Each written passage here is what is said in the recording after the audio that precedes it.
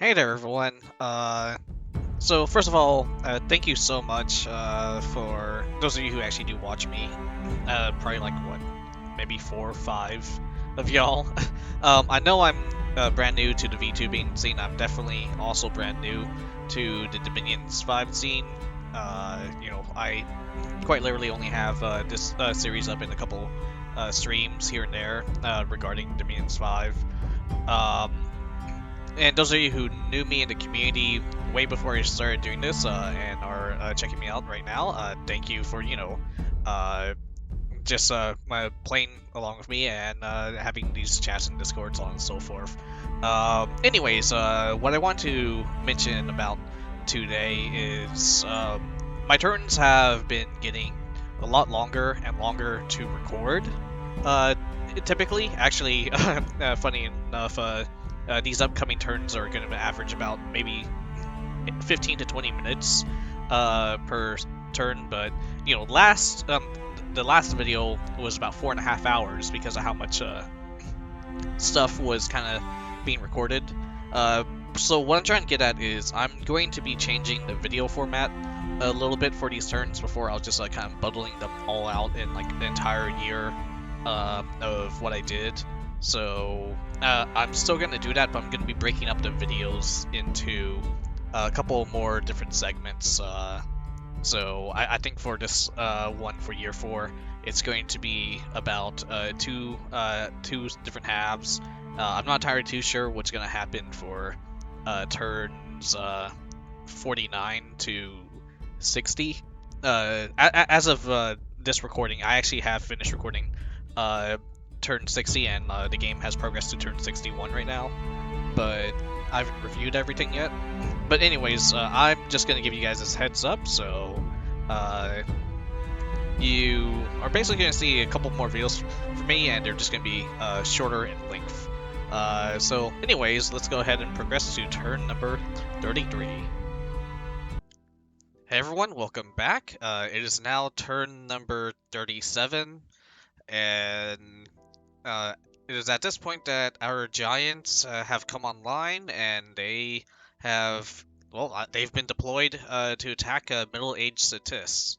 Right over here, my research goals are being met. I have Conjuration 5 now, so I'm able to cast Howl, and a couple other goodies like Elementals. Some are ones that I can't really name off the top of my head. And we'll just go ahead and go down the battle line. Right over here, we can just see Man is just going through and wrecking everything that late age Statist is trying to throw at him. Looks like he has sprites that are spawning with him too, probably to act as a distraction as it buffs itself.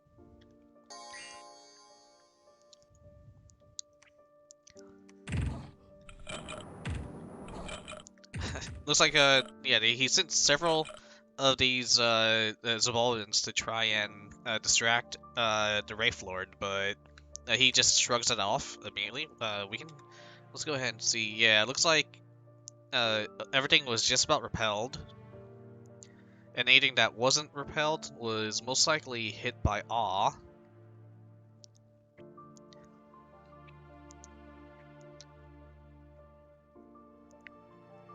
Yeah, so for the most part, it looks like one hit came in for 4 points of damage. Another did... Okay, never mind. Actually, that's the Wraith Lord doing damage. So yeah, they didn't even really scratch him.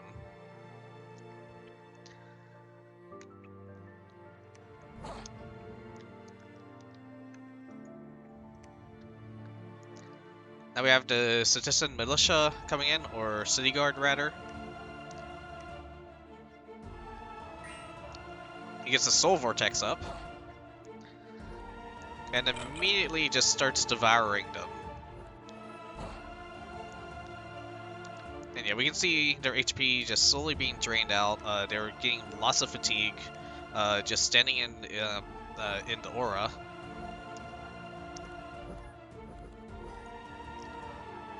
And right here, 29 fatigue. It hasn't even like gotten an attack in, and we can see down here they are at 0 fatigue.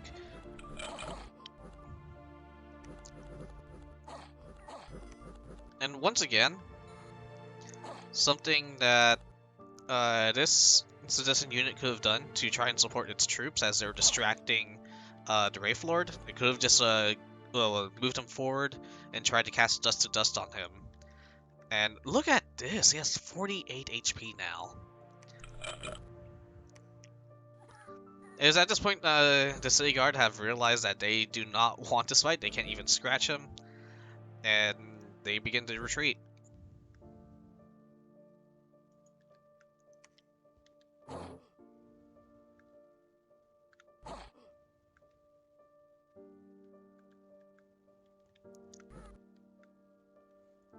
Remember, even if he does kill this Wraith Lord, it's going to be back in a few months. And the only reason Nick was able to summon so many of these units is because we literally gave him all of our air gems and I believe all of our water gems for him to summon that. So basically he had, I want to say, 200 of each of those types of gems and just burnt them on summoning these Wraith Lords. And that's, you know, us doing our best to do team synergy. In the meantime, all my teammates are sending me the nature gems, and that's how I got my giant army going, and all the fire gems are going to Marignon, so Marignon can get his immortals going. And right here we can see how spooky my giants are going to be. Now, this is just a small skirmish, but this is still an army that managed to defeat my personal sacreds.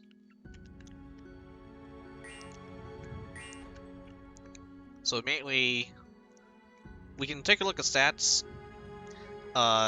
She has all this good gear on her.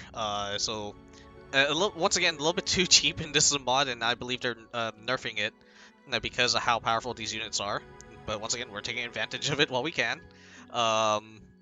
So she is blessed with our crazy bless, +2 attack, magic weapons, air shield, shock resistance 10, poison resist 5, fire resist 5, defense +2, magic resist 1, undying 7, which doesn't come into play for this character, I don't think, blood surge, awe, larger is not going to come into play, and I guess undead leadership. And we can also see, you know, she has reinvigoration from all her equipment. So she's not completely fatigue neutral, but she's gonna be close to it. She has really high stats, 31 strength, and look at this. Her giant sword is gonna do about 45 damage roughly. And then she has the grab and swallow ability, which means any size 2 units, she'll just grab them, eat them, get them off the field. So here's an iron skin, and immediately, yeah, right here, one of the Zots was just grabbed, and now she's just eating, eating the Zots now. The fella was hit for 53 points of damage. That guy just got vaporized. He has, I think, 7 or 8 HP. Yeah, he's just hamburger on the ground.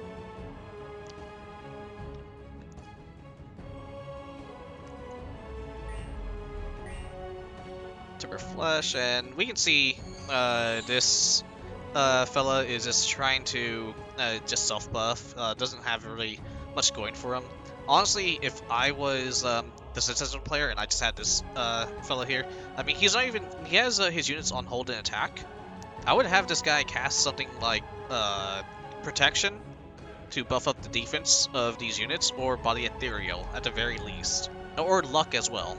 Luck perhaps would have helped this army survive a few seconds longer. Then I have Strength of Gaia go off, and then Mist Form. And Flying Shield.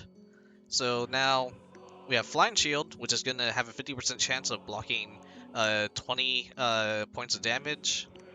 She has Mist Form, so any damage below 25 will only do like 1 damage to her. And then she has 20% HP regeneration, so every round she's going to heal about 20 HP. Because she has 106 hit points total. And then about 26 protection, you know, not the highest I've seen, but not something people are going to be able to penetrate all that easily.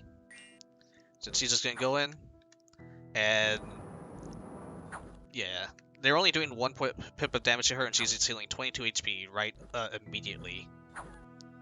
And yeah, we can see right here, she's just lobbing off, like, just decapitating these units.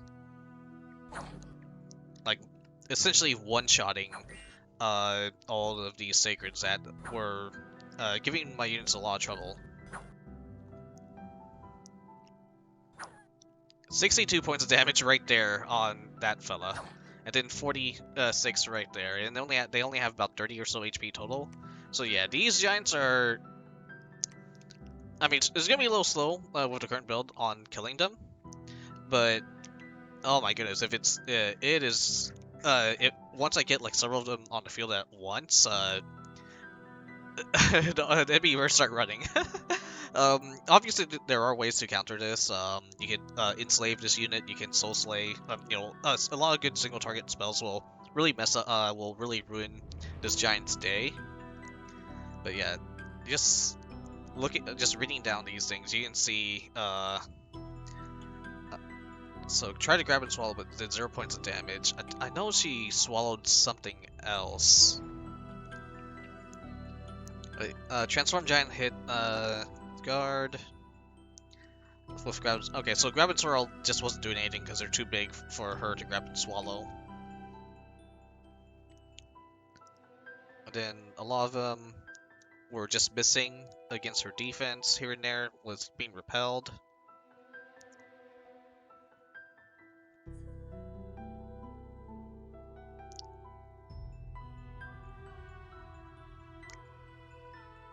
And yeah.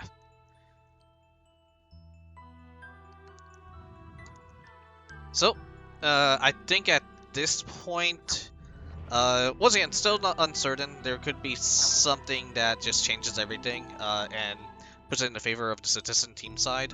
But I think at this point, this is going to be the start of the very final push to dominate middle-aged statists. Looks like got some blood slaves there.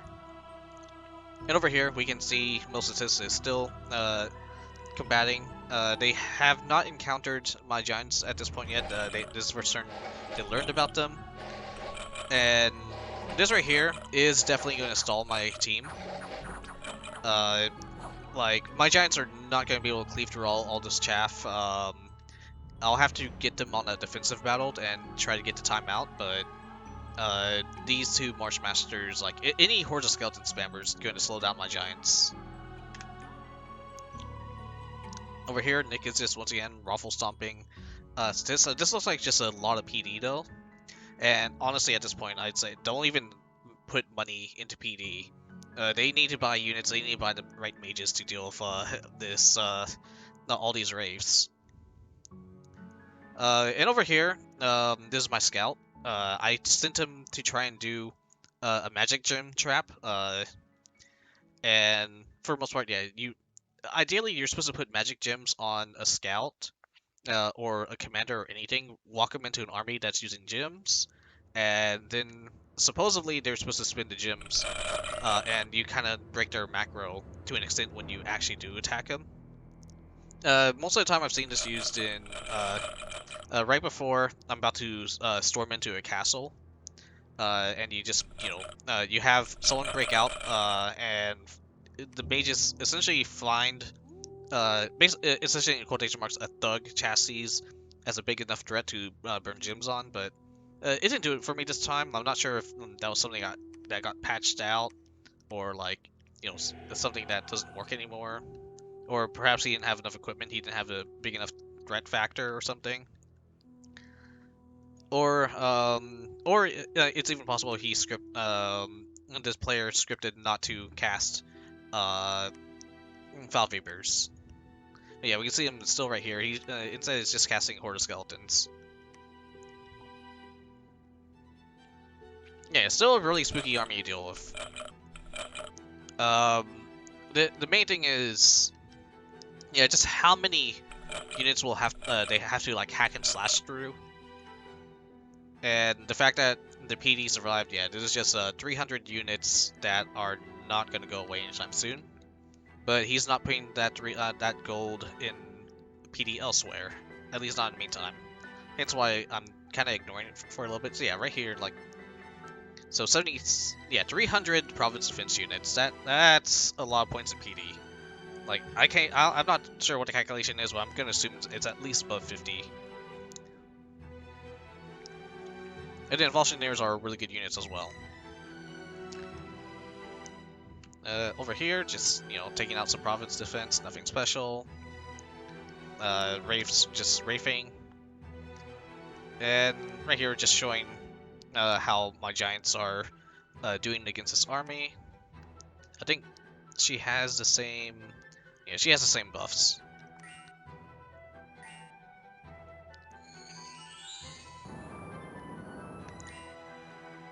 Shield. And she does have this firebrand, and she has the helmet of acid breath, so she's gonna be able to deal with skeleton hordes a lot more easier. I think the main thing I need to perhaps get is a charcoal shield. That'll give her a fire shield, and she'll just start burninating all the skeletons everywhere. But I just don't have one at the moment, and I don't really have the gems to make one, so probably my next iteration of Giants, especially if I get stuck. Like, if I get stuck finding Undead Hordes, I'll go ahead and bring that in. Battle Saints are just grinding for EXP. And right here, MZ2 as old Marignon attacked Brotherland, and take a look at this. Take a look at this. Brotherland lost barely anything. They lost a couple of Lancers, but this right here is the reason why you're gonna want you want to bring magic. He only has one Witch Hunter, and one like Astral 1, Fire 2. That's not gonna do much in a siege. And he has, you know, obviously a superior army. And this is how. But here's the main thing. These are these Plague Doctor units right here. They are really likely to be Death 2. If not, they're going to be Nature 2. And we already see what's happening with the hordes of skeletons, and I want to say that's exactly what happens. So first of all, it's a siege battle. He has no magic. I don't think he casted... yeah, he only has this one dude. Let's see what he even casts.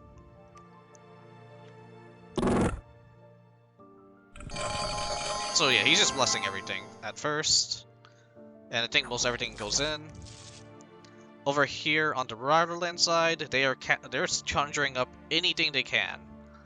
Absolutely anything that would help. It looks like we got a Pegasus Rider from an Amazonian Pegasus Rider tried to get back, but she's just gonna get lanced immediately. Then we have all these crossbowmen back here. And they cast Howl on their end, I believe. Let's see. Yeah, right here, this guy managed to conjure up Howl.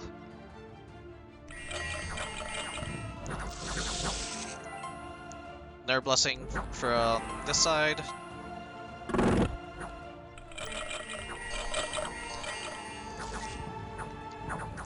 I mean, I think you get the point. Right over here, the Witch Hunter is not like casting Body Ethereal. He's not casting Fireball or anything for the most part.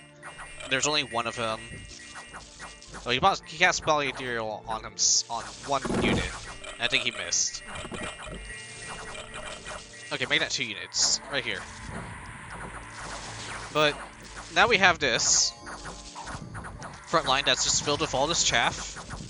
Remember, these units can only really attack 1 unit at a time. Yeah, he has a damaged weapon.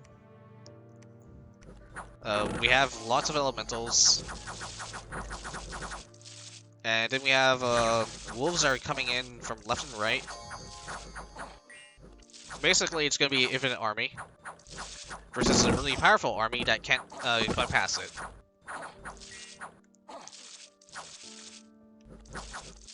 And really, this is what this entire fight's gonna be. I think a wolf. Yeah, here we go. And this guy is basically screwed now. He is going to get this dire wolf just kind of leap on him. Apparently, the Awe is protecting him, but yeah, this guy is gonna get. There we go. Immediately eaten by wolves. And now over here, they're just stuck. Now, if he had managed to, like, essentially cast Bloody Ethereal on a massive line, a lot of them could have just walked through,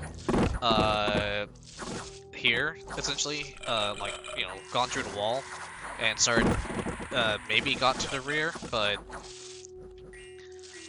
honestly, if he had something like, if he had the Fireball spam from that last battle we saw, if he had, you know, solar flares, anything to deal with the chaff and everything, falling fires, or, you know, I think Fire Astral's the main thing Marignon gets, so, you know, he has a lot of ways to deal with Undead. He did not bring them, and if he did, he would have been able to win this battle, but right here, this just shows you what happens if you don't bring magic support.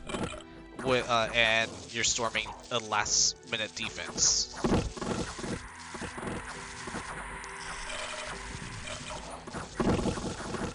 So my advice to the Rarland player, now that Marignon has figured this out, bring some bodyguards.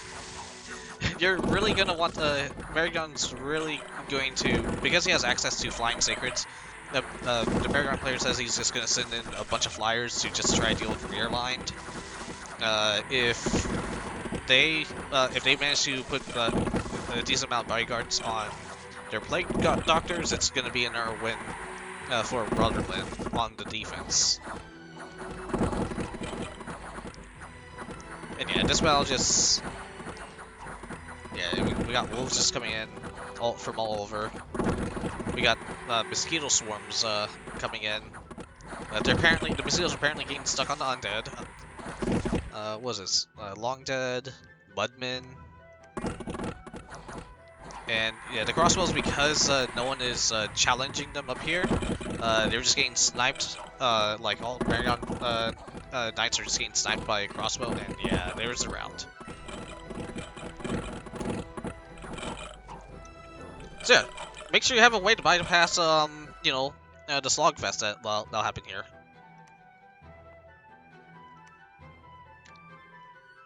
Let's see.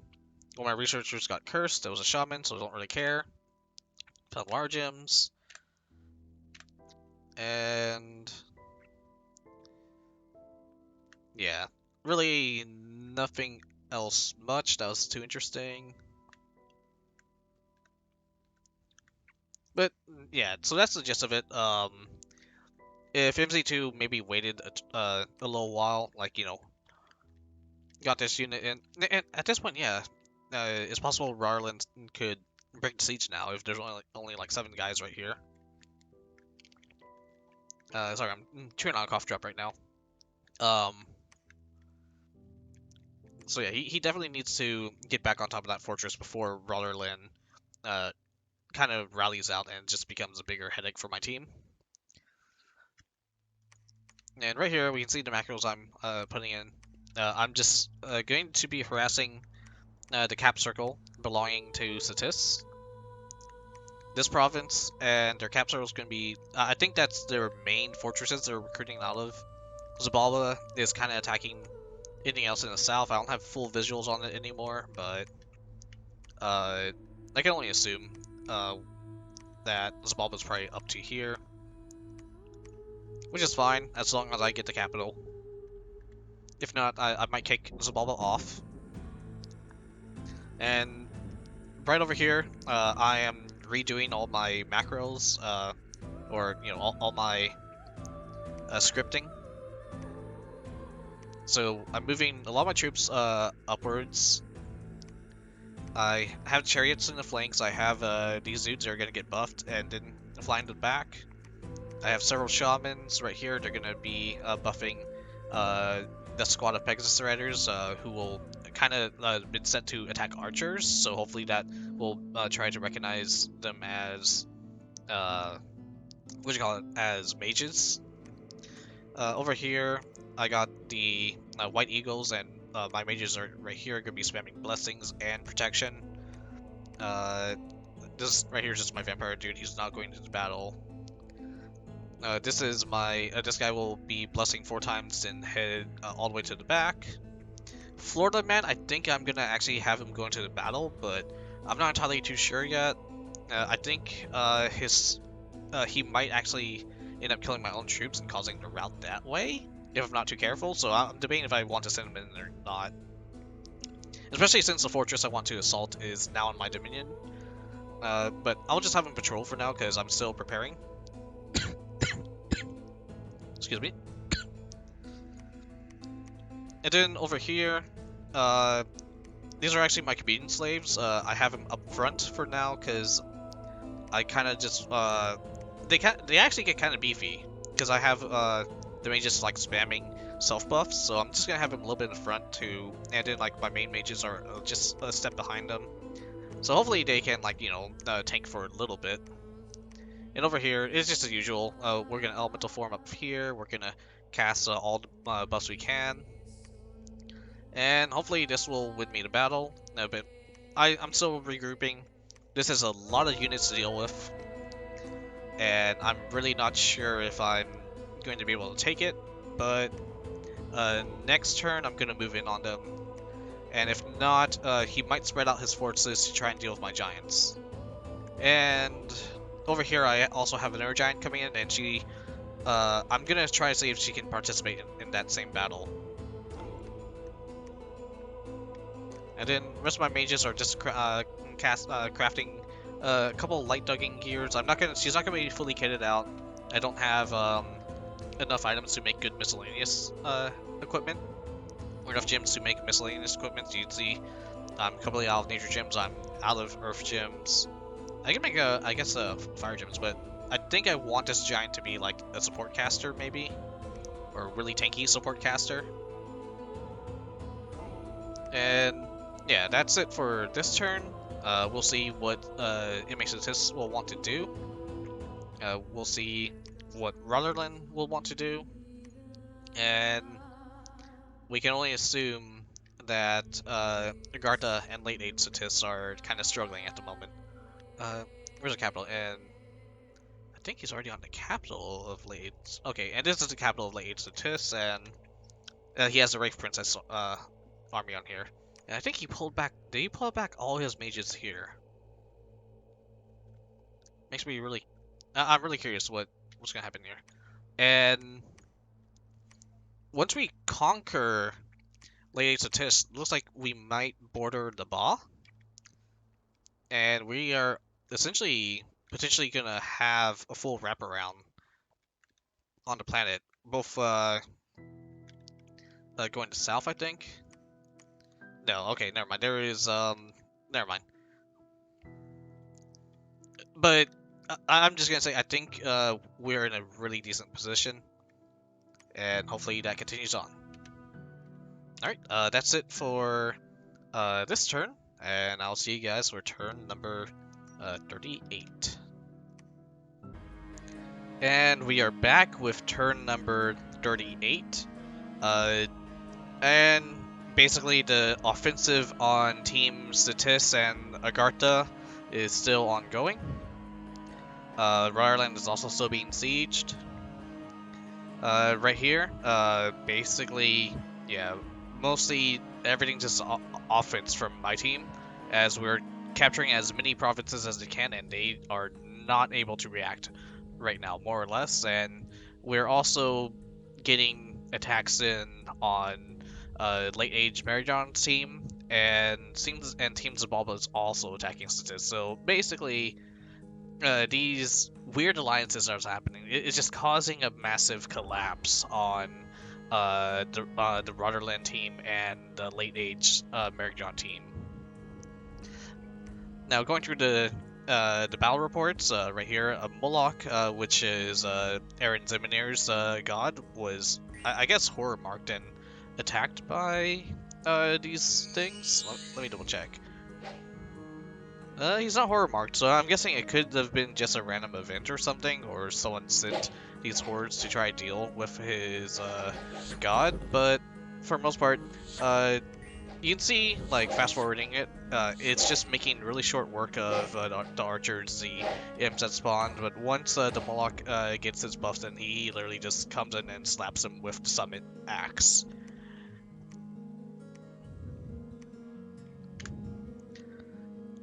And the Wraith Lords belonging to Nick Knight, you know, just doing work. And my Giants are doing work. Let me see. And right over here, this is the Throne Province that was attacked by Knights so many turns ago while I was building that fortress. And at this point, let me see. Okay, is that the... Okay, this is the promotion of the Battle Saints. It looks like they become immortal, holy, 2 fire 2 units. So, really good for leading the armies of, you know, Marignon, blessing their knights, and really just acting as really good combatants themselves.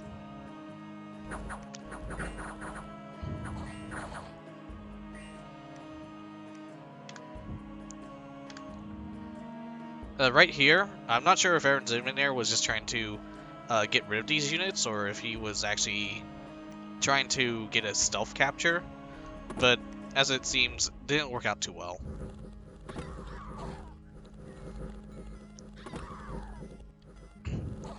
Yeah, the Amazonians just wrecked these units. They have really low protection, really weak attack skill and defense, so I guess they're supposed to be berserkers, but the Amazons just poked them enough with their spears to not care.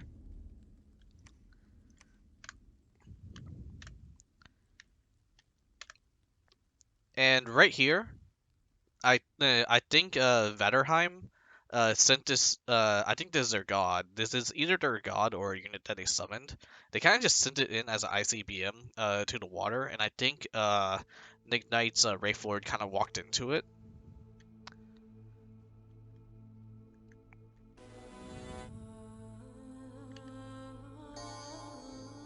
I'll have to check the previous turn again, because I don't remember seeing this thing earlier. So I'm assuming this game, they had it teleport in, and it just, you know, sort of took out this province on like just kind of sniped it out, and Nick Knight walked into it. And unfortunately, this thing is kind of terrifying to deal with, especially when you accidentally walk in on it, and there's no way the Wraith Lord is going to be able to deal with the undead that's constantly spawning. And then this thing's going to start casting Drain Life, and every Drain Life that just hits that Wraith Lord will just, you know, take away a good chunk of HP. And the Wraith Lord doesn't have a way to recover HP on its own. So this is just, we're going to lose this Wraith Lord. We're going to lose all the magic gems invested on this, but on the right side, it'll come back in a few months. Yeah, 20 damage from a random Drain Life. Yeah, it was inevitable. And yeah, for the most part, there's not many other interesting battles happening. Right here we can see is walking in with his, I'm guessing, I want to say this is his main army. A couple of mages, lots of terrifying Mushu shoes, these fear-awed dragons with way too many stats to count with our blasts. And next turn, they're just going to walk straight into the capital.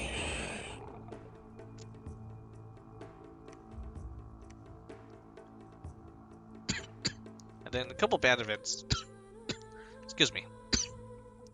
It's allergy season right now. It's actually March 19th that I'm recording this. And yeah, it's just the pollen's everywhere right now. It's just killing my sinuses.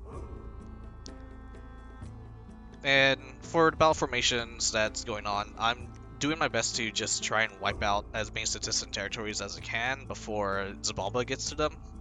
And then if I can, I would like to also nab the independent provinces. Right here, I'm assuming this unit is going to try and recapture the mountains. So I'm sending a couple of units of my Pegasus Riders to try and deal with them. Actually, let me move this back so they have time to bless. And I was gonna send a giant on top of them as well, but I just if they manage to kill off a couple more of my guys, that's fine. Right here, we can see I'm launching a massive offensive onto the main army of It Makes a Tiss, and it seems that he's also mustering troops here. But it's going to take a while, and I can't really walk onto it because of his god that's sitting on top of it, patrolling. Now, that's the thing, though. He's also making sure his god patrols rather than, like, cast spells, I guess. So, I don't know, that could be really... I mean, it's definitely deterring me from attacking, like, just sitting on top of his capital immediately, but at the same time, he's using up turns, having his god patrol here. And looks like they finished making this into a fortress, so I should definitely send some units to sit on top of it soon as well. And this is also a province that's just giving him income because it's fortified, and he can easily send another unit to recapture this province since I have nothing here. You know, actually, because of that, let's do that. To be safe, but if he does manage to get some Sobek guards here, I'm gonna be a little spooked. But I'm not too concerned about this. I have time, maybe another turn or two.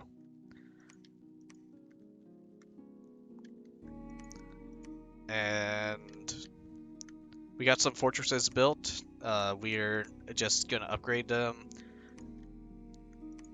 And right here, we'll just check out the battle formation. So I have all my flyers here. They're all just going to be buffing. They are set to attack rear, attack largest, attack archers. It really depends. I have this giant mage that was just made this turn. Doesn't have the she's not as fully kitted out as my other giant mages, but she'll do good enough. Like, she doesn't have the full regions, but she has Upscale's ring, so she has mirror image, and she has bark skin on as well. So actually, I don't need a park skin because she's casting. Hold on. Don't need personal regeneration. Just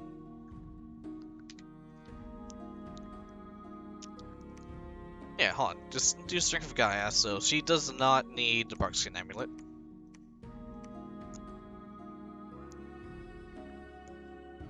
Yeah, I think that's all she needs.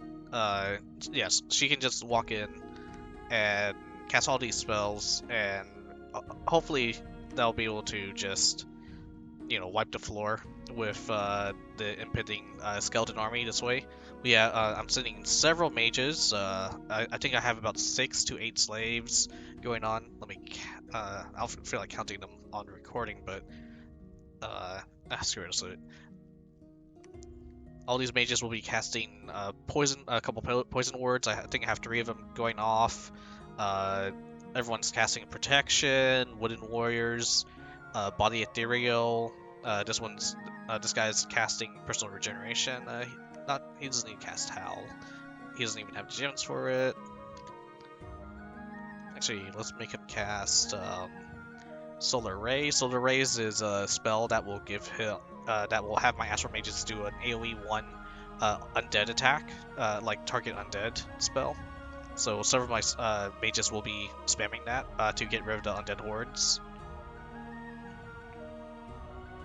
This guy's going to be casting quickness on the sacred units, and then after that he'll join the communions and cast Solar Rays, Pyre the Spheres to get the Astral Mages up, and everyone that's a slave will also get nature +1, so more of the nature spells could be spammed a little bit more as well.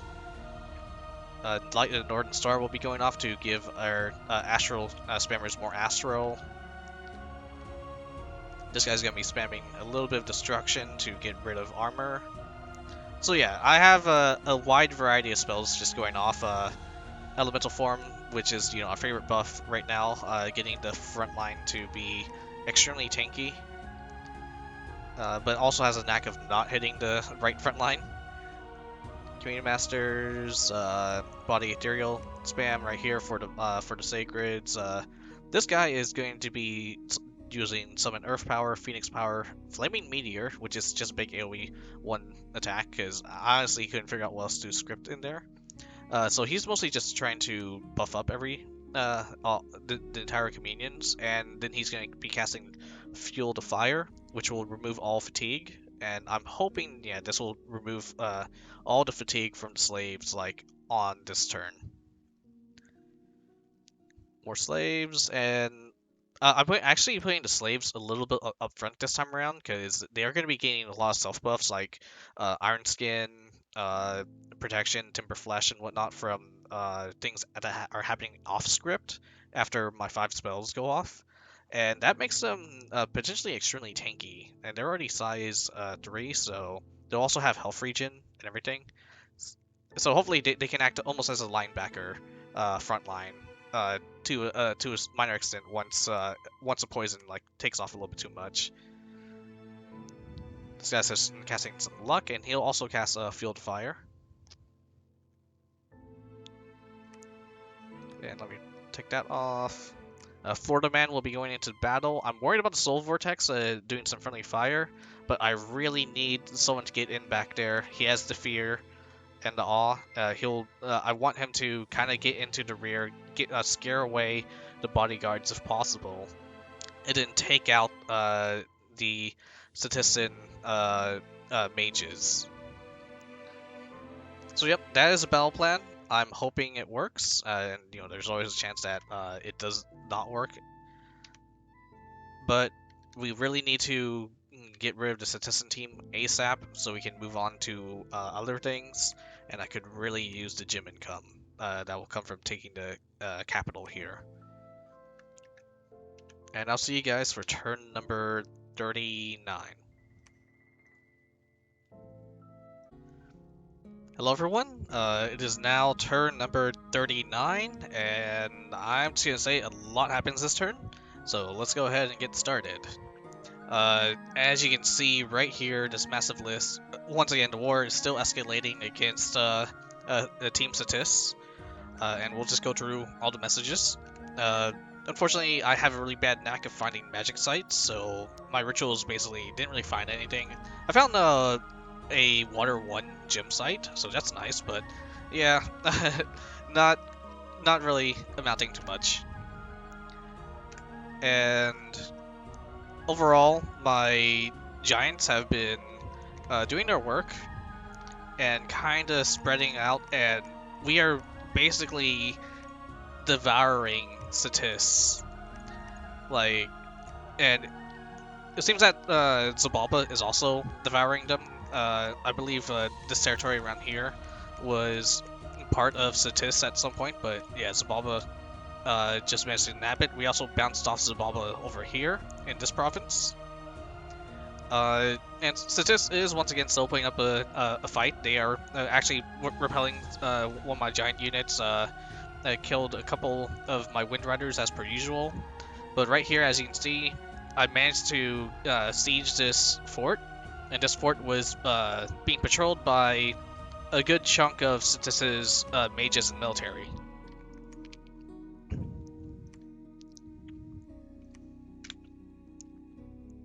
We can also see like a Statist is fully starting to commit like a large military to combat Nick Knights.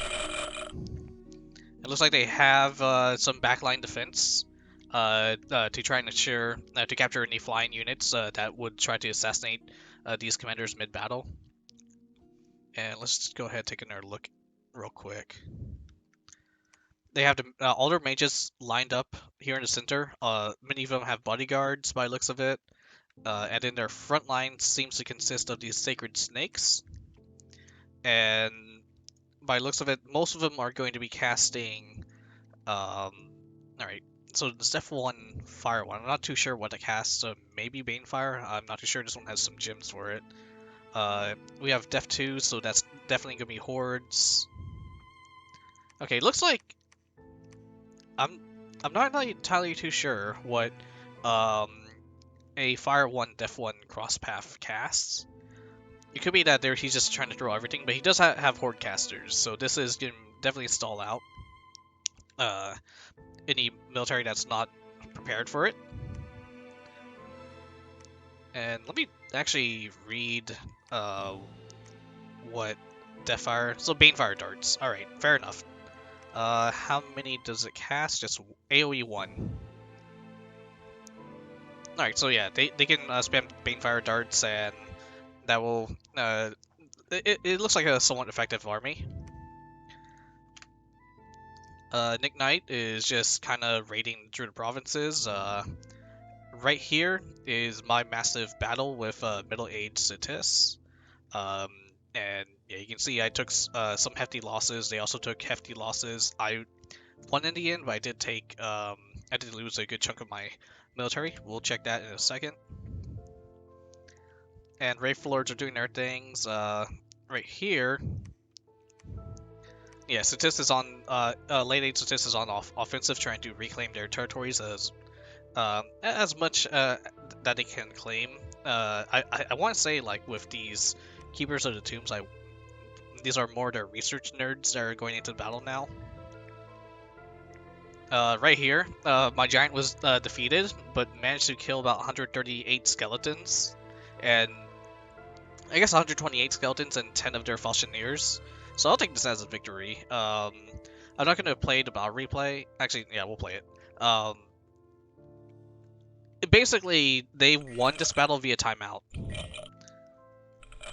So we have like this massive horde of skeletons just kind of walking in as my mage is still casting her buffs, and then very slowly, once the mages run out of stamina, they just kind of sit there for a bit, and my giant is just going to kind of wipe out as many of the units as it can. Now they only have an AOE 1 attack, so the more spread out these skeletons are, the longer it'll take for my giant to go in and close the distance. So if, for example, she decides to attack a square with only one skeleton on it, she's only going to kill one skeleton, and she has to spend next turn deciding who to attack next. So just like one way you basically stall a SC chassis if they only have like like 1 or 2 attacks. You basically just send a lot of like expendable units, and skeletons are super expendable, and you just summon an infinite amount of them, and they're just gonna be stuck here for a long while. This is the results of what will happen with 2 skeleton spammers.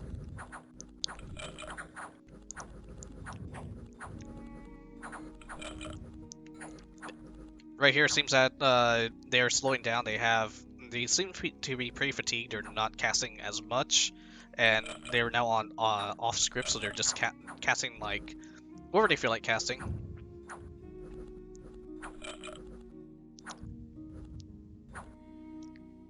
And now, finally, she can slowly move up after every couple of battle rounds. And also look at her fatigue. She is not tired whatsoever. Yeah, like not really encumbered. She has a good rejuvenation, so she can do this all day. But once again, the main limiting factor is the fact that there's a turn limit timer. I'm not really too sure how to make it show up. I've seen Lucid's videos, and he has like the turn timer on the top right show up.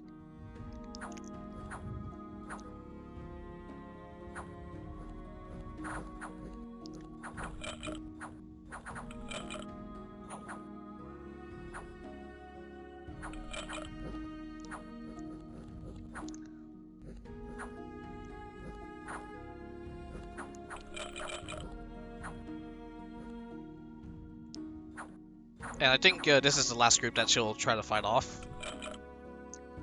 So yeah, she could have got to them maybe another, like, it was possible for her to get straight to the mages, but once it hit the turn 100, just retreated off the battlefield.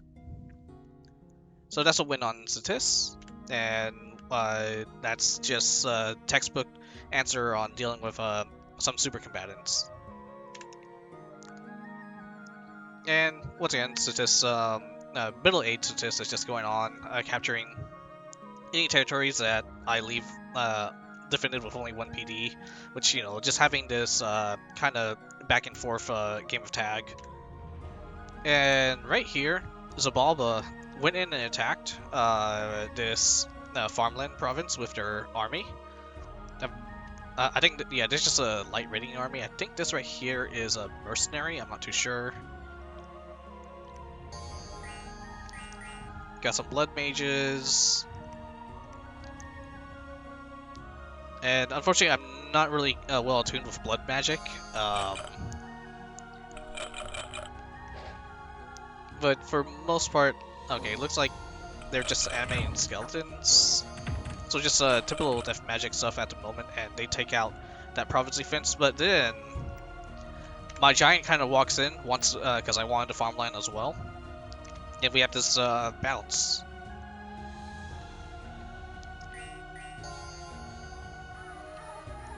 And here, looks like the blood mages are summoning imps, sacrificing a couple of the blood slaves to get imps going.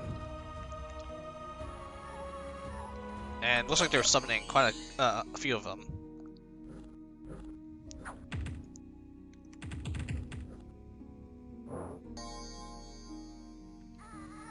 Okay, so that's every blood slave sacrificed to get imps out. And, well, my giant doesn't really seem to care.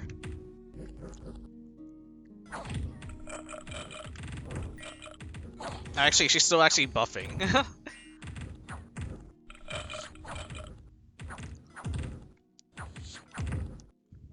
And then with the giant sword, just starts cleaving everything.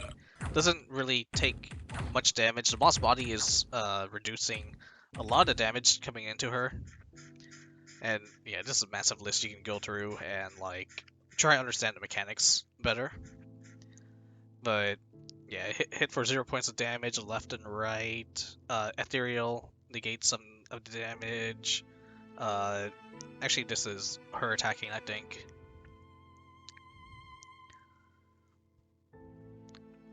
Let's see, someone got swallowed.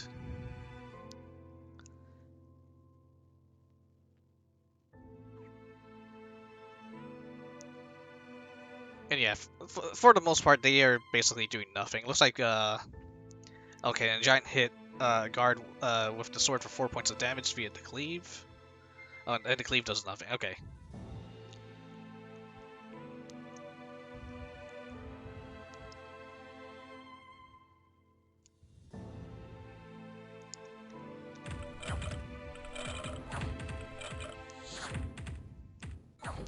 And overall, we also just see a good chunk of the units just being cleaved in half with the giant sword, actually.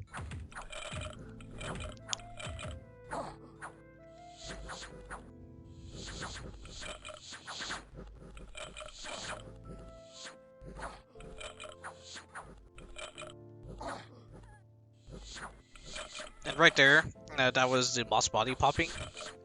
So now I believe she can potentially take damage, but looks like everything routes right after that.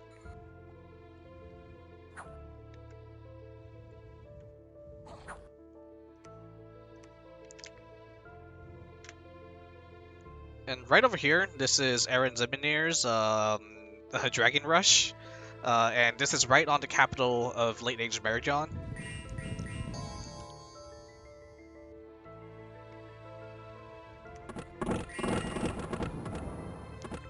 So the crossbows fire straight into the hides of these dragons, but the dragons kind of don't really care.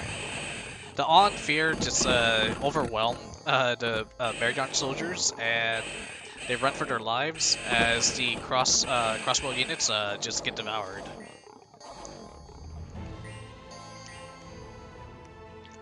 And taking absolutely no losses whatsoever, Ur is now sieging the capital of Late Age Marignon. And right over here, this is one Statis's reclamation, like PD attack parties. and they're trying to reclaim the fortress while sieging. So I have this engineer here who was just kind of just standing on top of it in order to lower the castle defense every other turn. I have this Windlord. He has a Frost brand and a bunch of attack up items. He casts meditation and I made him attack immediately. And the first attack just kind of, unfortunately, I think it didn't do as much damage as I wanted to, but yeah, it's with the Frost brand. He misses by the looks of it, or he does absolutely no damage. But the small cold AoE does harm the lizard folk to an extent.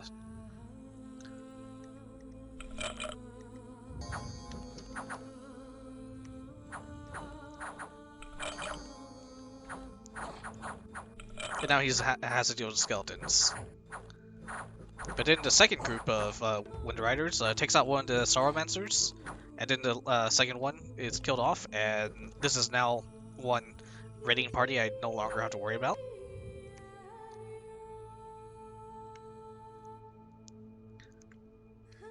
And let's see. Now this right here is Late 8 Statista's main army. I'm gonna say it looks like they have their god right there. Her name, I guess, or his name is Dog with Loafers, or Dog and Loafers. So Earth 5, Def 3, Nature 2, and they're just fighting some weak PD, but we're gonna take this time to learn what their strategy is. So it looks like I think this is Divine Blessing that went off, but I don't see any Divine units in this army. Yeah, was that a Divine Blessing or was that something else? Yeah, it's a Divine Blessing. So yeah, they just end up casting that. I guess they wanted to buff their mage or something. And their only bless is Natural Protection, which is +5, which can be eliminated once I deal with Middle Age's God.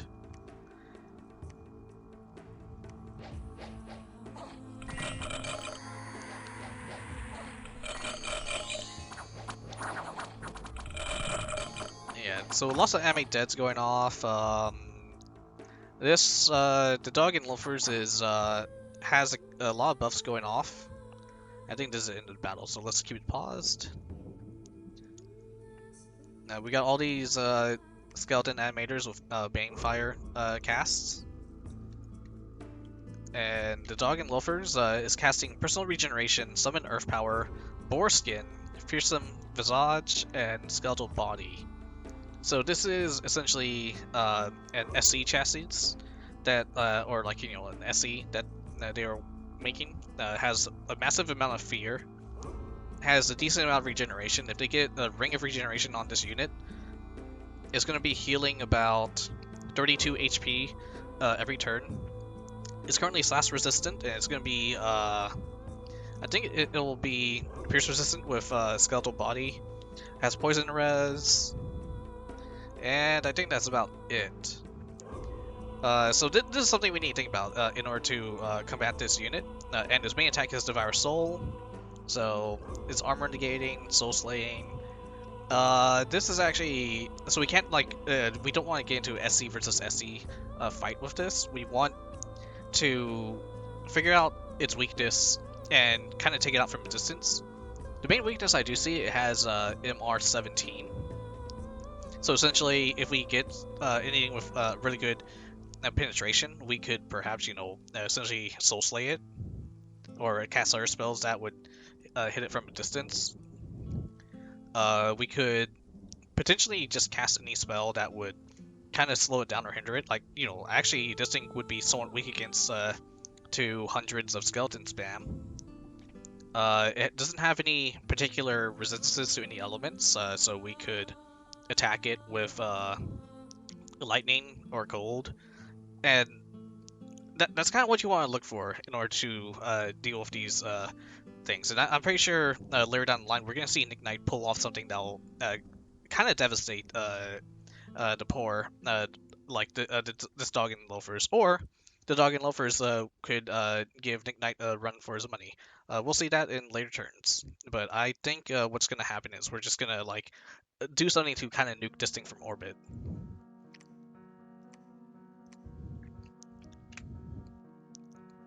Let's see, white mages coming in, and okay, so they are Def 3. They are essentially just going to cast hordes of skeletons. Wait, is that one or two? Okay, it's only one. Soul Vortex. Okay, so it's casting Soul Vortex, right? It has this chill aura. That's just look at that. You're just hurting your own bodyguards that way. Your bodyguards don't have any regeneration. They don't. They are kind of weak to the cold. So these bodyguards are gonna be gone after a little while. And just for some reason, this white mage is charging forward, I guess. Okay. So is this supposed to be like a thug that just kind of runs in? Okay, so it's Def 5. It's sacred. It has some fear on it, probably because it's Def 5. It has regeneration. Rejuvenation, or not rejuvenation, reanimation priest. I personally would not like send it out up front like this. It doesn't have like all the right gear for it, but I guess it has 39 HP, so it's pretty tanky. It's invulnerable, so I think this is fine for dealing with PD, but this is something that we could send at it. And just have someone cast like Dust to Dust 3 times and it's gone. So I'd still be really careful, like having something like this charge forward. Me personally, I would feel much safer if it just stood back and cast Horde Skeletons all day, every day. But yeah, at the moment right now, I guess it just has a Soul Vortex up and it's just chasing down this one man at arms.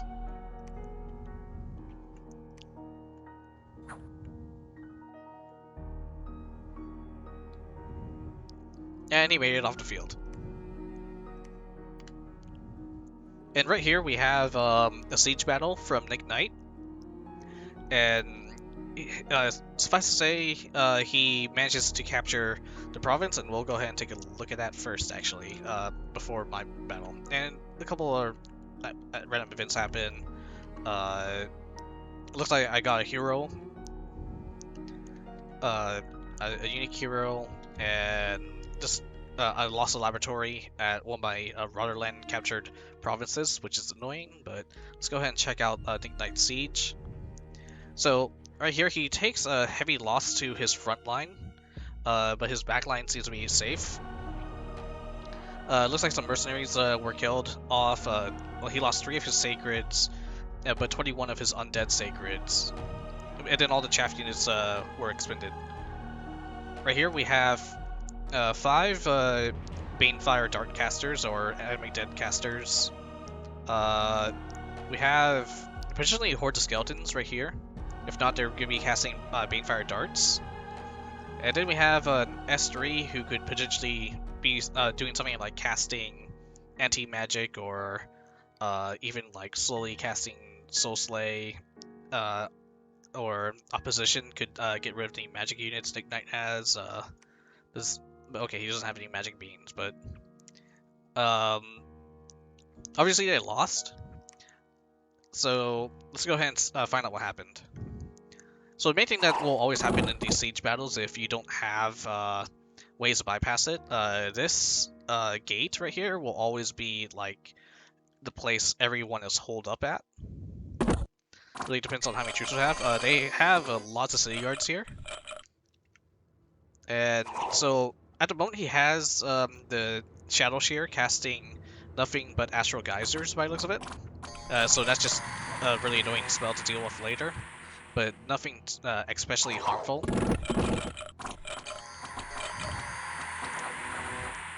And these guys back here are casting Raise Dead. Honestly, this guy could be casting Hordes of Skeletons. Raise Dead.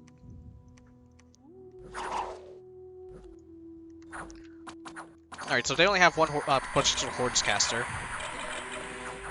But I think he's casting Raise Dead instead.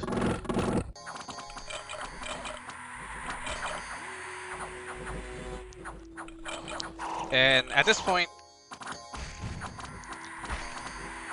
and ooh, are they casting Dust to Dust? Yeah, that Dust to Dust is gonna do a decent number. Yeah, you look at that. The long dead sacred Tuatas are getting really hurt with the Dust to Dust. And we can just see them slowly getting, like, vanquished by it. And now they're casting Pull from the Dead, which is not as effective, but it will definitely help with the Animate Dead that's happening back here. With the Banshees.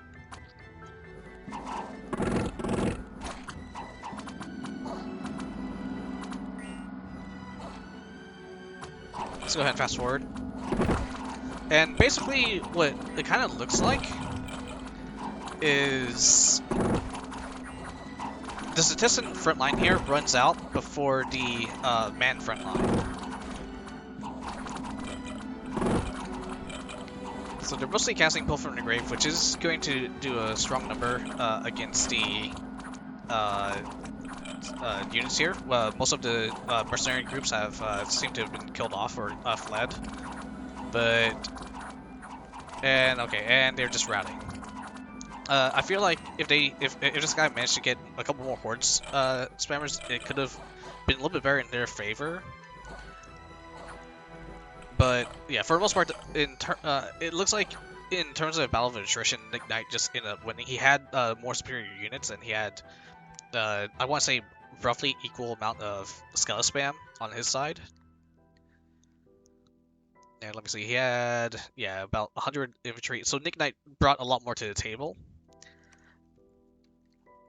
And yeah, for the most part, I'm not really too sure what this could have done better. Maybe just, have a better way to do a little bit more skeleton spam, but this would have been a little tough one. I'm not entirely too sure what what this guy could have done either.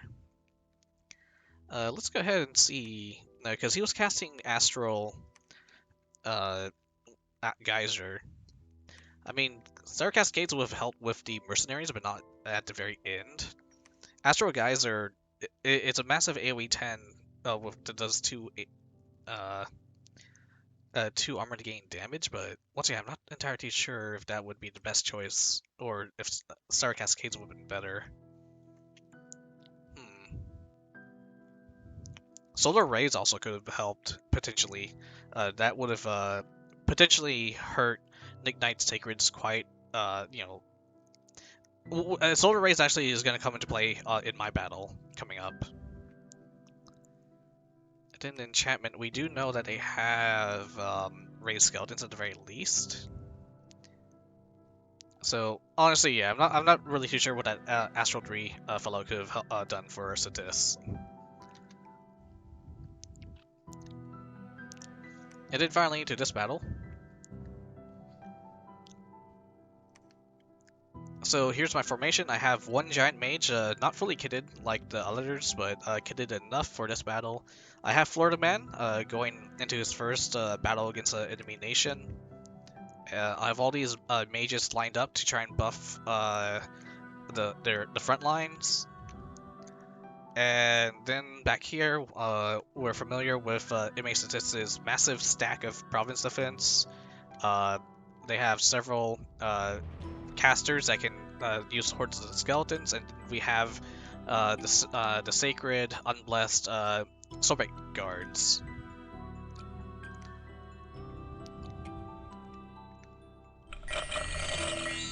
So turn number 1, it looks like we got a luck cast on a wolf for some reason. Not entirely too sure if that's useful, but that's what my mages decided to do. We have several of the skeletons popping up immediately. And right here we have protection going off on my white eagles.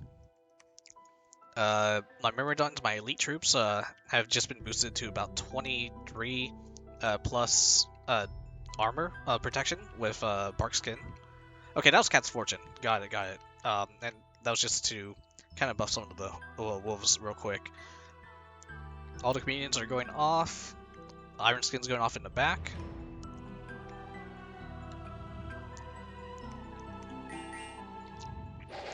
Then we have the elemental form, which kind of misses the front line to an extent and ends up hitting the mages instead. But I want to say maybe about 20 troops got hit with it, so I'll go ahead and take that.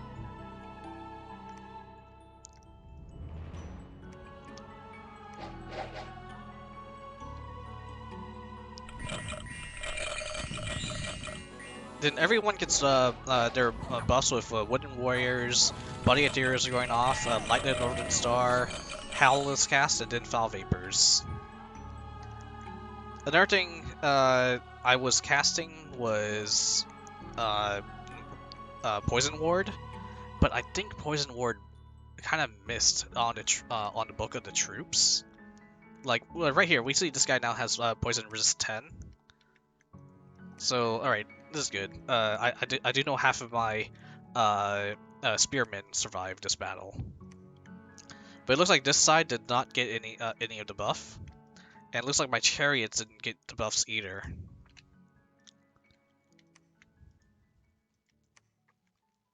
And if I look at my sacreds, once they come back down, I think some of them have 15 poison resistance, so they decided to put the poison ward on my sacreds. I think this is the spell going off right here for the poison ward.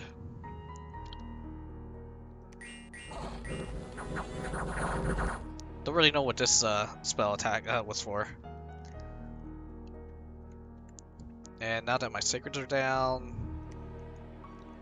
yeah, right here, poison resist 15. So they hit the sacreds rather than the Myrmidons, the spearmen, and the chariots. And they also missed a couple of my mages, I think. Yeah, this mage right here. Astral 4 at the moment because of Light and Northern Star and becoming a Communion Master. And this is also why you want to do Communions. Like, you can just look at how much these magic paths got boosted.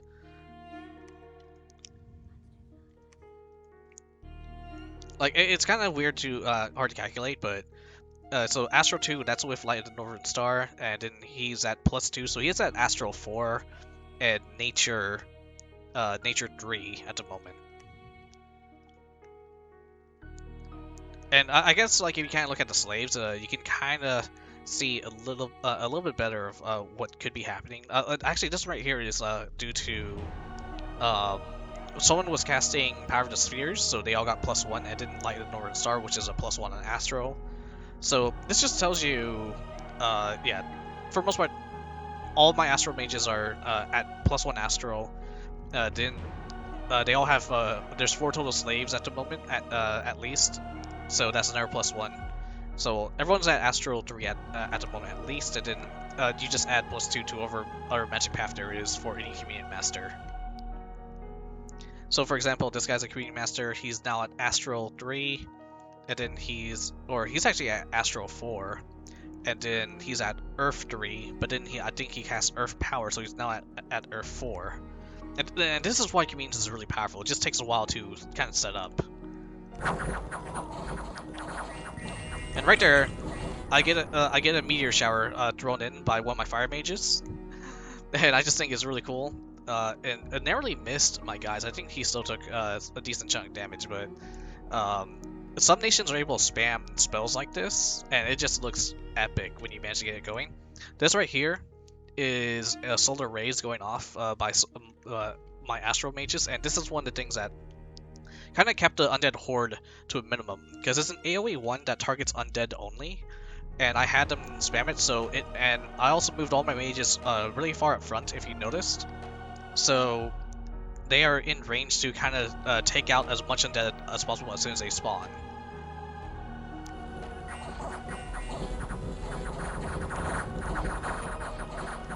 And yeah, you just look at all those Undead just being vaporized by like this like beam from the heavens itself. There goes a Blade Wind, which also looks pretty nifty, but it only hits like 3 guys.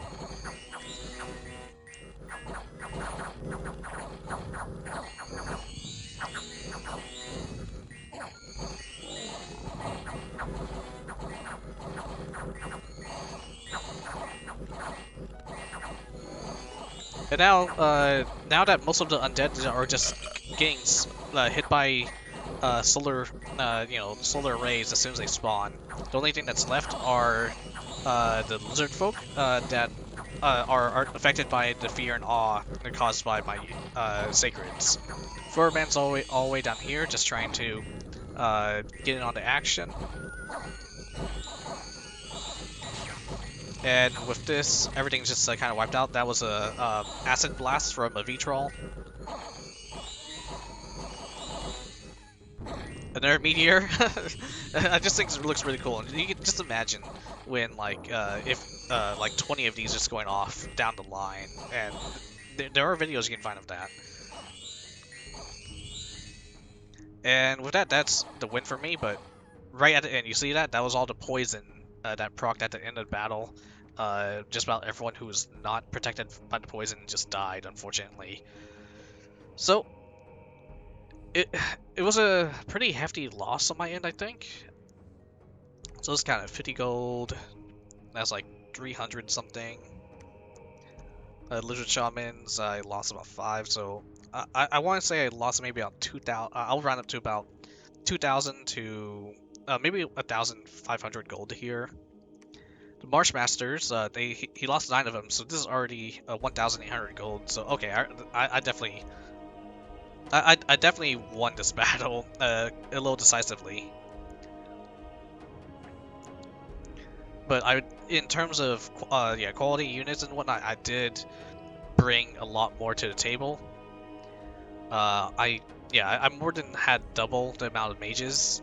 And I have really crazy units now. I have, the Transform Giants. I had my god with me. And I also brought more different gym castings. So I had several castings of Poison Ward. I had Elemental Form go off. I had units with Magic Gear. And unfortunately, I think the main loss I'm kind of a little saddened by is I lost one of my mages that had the Clam of Pearls. Yeah, so that's gonna take a while to get back. That was a pretty expensive loss for me. It would have been better if I just brought in a couple gems for that, but I don't know. I'm pretty low on Astral Pearls. Anyways, as you see right now, I'm kind of moving everything back onto this fort to reinforce it. I'm resupplying a couple of the mages I lost. The main thing that hurts is I do not have as much manpower. I don't have as many units. Not sure what this guy's doing. Hold on. Let me script this guy real quick. I'll put him right here. Hold and attack closest. There we go. And for the most part, everything, all this movement that's happening here, I'm trying to resecure the provinces. Like right here, I know that the Marsh Masters are gonna be a pain to deal with, so I'm gonna try and send a Giant and a Pegasus unit to try and corner them. Over here, I do not have to worry about Satis as much anymore, so I can kind of leave this unprotected. Like, I don't need a raider to go here, so everything that's down here can now move northward. I'm suspecting Satis wants to reclaim their fortress, so I'm sending my Giant up here to kind of deal with it, and then everything that kind of took over this fortress this turn, I'm just sending it back here because I want to reestablish this pathway so I can start siphoning the gold and gems from Satis, because right now they cut me off, so I'm not getting anything. And I'm fully expecting a Satis army to kind of spawn out and start attacking around the sides. And then right here we also have 2 Marsh Masters here, and then another one here, and I think they might, either they're going to go into the fortress and reinforce it, or they're going to try and kick me off right here with an all-out attack. And yeah, I'm really not too sure. I'm just doing my best to capture as much territory as I can before Zabalba gets to it, and try and finish this fight as soon as possible. And actually right here I see a Gartha. I'm curious if they're going to try and come and save their their neighbor, or their alliance member. Over here, this is the fight with Nick Knight and Satis. And Nick Knight has basically just, I mean, late age Satis looks like how middle age Satis looks like right now. There's a couple scattered provinces with mini stragglers trying to get by, but they do have a bigger army.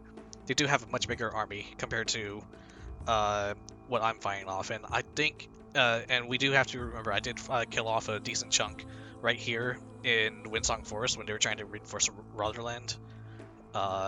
Rotherland is almost vanquished, and then after that, our last target will be Agartha, which is up to his cap ring. I think this army right here is going to be marching straight onto Agartha. If not, it could march over here to Anoria. But so late age is still putting up a decent fight. But another thing to note is, looks like right here, Marignon is coming in to help me out. So that'll be a little bit of pressure off of me. And I think over here we're just kind of constructing more labs, building more palisades, and really that's it for this turn. And we'll see what turn number 40 will bring us. I'll catch you guys next time. Hey everyone, it is turn number 40. So, this turn, I'm just gonna go ahead and say, MA Satis, which I have obviously been attacking the past several turns, staled. So, I guess this is just making it easy for me. It's basically becoming, it's like shooting fish in a barrel. And as unfortunate as that is, I guess, you know, it's just going to help my nation grow in power. And it's going to help my team grow in power. And we're basically growing up exponentially at the moment. So, Nick Knight has sent me a Scutata Valturnus. It's a shield that auto-casts Shocking Grasp. So that's going to definitely help my Giants kind of do their thing and just wreak havoc on enemy backlines. And honestly, I actually never used it before, so I'm excited to try it out on one of my SCs later. And over here, a dire potent. Someone has casted Mother Oak on an opposing team. I'm not going to read it because they kind of... I'm not going to read their god name that cast it. But over here, at the same turn, Aaron Zimmernier, playing as has casted Mother Oak as well, and overridden the other team's Mother Oak. So, I feel bad for the other team, because they just wasted, I don't know how many nature gems, but essentially, they just burned a lot of nature gems, and my team overrode it immediately. Over here, I'm casting Voice of Aspu, but you know, I only got one province, and that, I guess that's just how it is. So right over here, right where the guy is sitting, we got +1 water gem, so yay, I guess. And let's go through all the battle reports. Over here, interestingly, if we can see, it looks like Nick managed to convert a couple of the province defense to add to his army. And so I really wanted to know what was going on here. And essentially, let me see. As soon as I can find his team layer, there we go. He has this Crown of Majesty, which autocast Crown Charm. And let me see. When do you get the Crown of Majesty? Crown of Majesty. So that's a Construction 6 item in this mod. I'm not sure what construction it is on vanilla.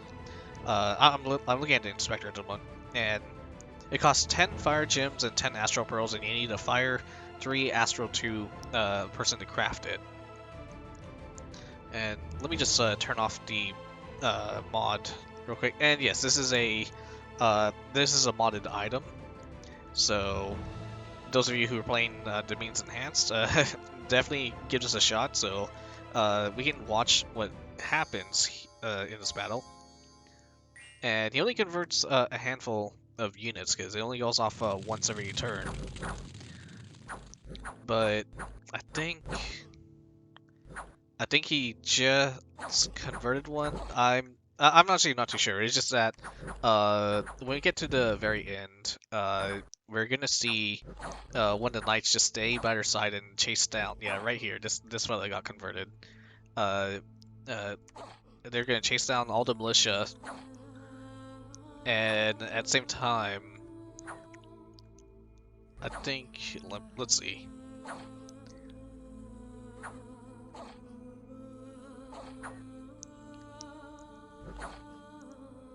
Okay, I think they converted this guy. No, he's decaying. This last guy got converted. Got it. So, because Nick Knight is fighting Satis, imagine if this Wraith Princess goes in, attacks a enemy Sauromancer, and then they get hit by the Crown Charm. That's just gonna give us some Sauromancers on our team. Really depending on like the situation and that possibility. Over here, MZ2 is using a unique summon. It looks like they only you can only summon one of these in the game, or like only one nation can control them at a time. And I guess he's just trying to expand with it into the water. It casts Liquid Body, Quicken Self, Stygian Skin. But immediately you can see just all the damage coming to it. Yeah. It almost dies, but the regeneration like keeps it from dying immediately. So he should. Unfortunately, it's not good at taking these guys out. But Shamblers, they have a 10 attack. They have 4 attacks per square. They are pretty killy. They can do lots of damage, and yeah, they got really good rolls. But they have low protection. So if you bring anything that deals with that can shred through light armored units, that will just get you through these independents. And unfortunately, yeah, the Water Serpent was not able to fulfill that role. Over here, more interestingly, MZ2's Battle Saints have been grinding away on this drone province for, I don't know, since turn 15, maybe at least before turn 20. As soon as he got these Battle Saints up, and we see a lot of progress being made now. At some point, the Battle Saints are just gonna clean out this entire drone. Right here, we can see Aaron Ziminer is unleashing some of his new sacreds, and these things are, well, as always, his sacreds are completely terrifying. And what's interesting is they are formation fighter, but they're also done disciplined.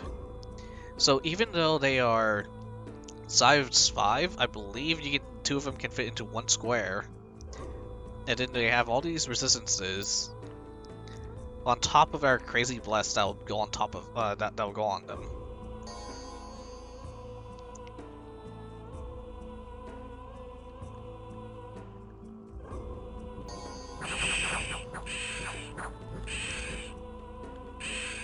And yeah, these knights immediately see like this lion, cobra, giraffe thing. I'm not really too sure. Like, so it's a lion with a snake-like neck, and with thick hides and deadly poison fangs. They fight in pairs. Okay, so yeah, they have 2 per square essentially, I suppose. And yeah, these knights, yeah, they say, "Oh hell no," and just get the hell out of there. I'm not entirely too sure the formation fighter is working, however. I think because of the fact that they are undisciplined, they don't exactly stay in the same square. I'm not too sure. There could be some overlap. I'm really not sure about this. That's like really interesting in my opinion about how it works. And then of course we have our lovable alligator swamp dragon things.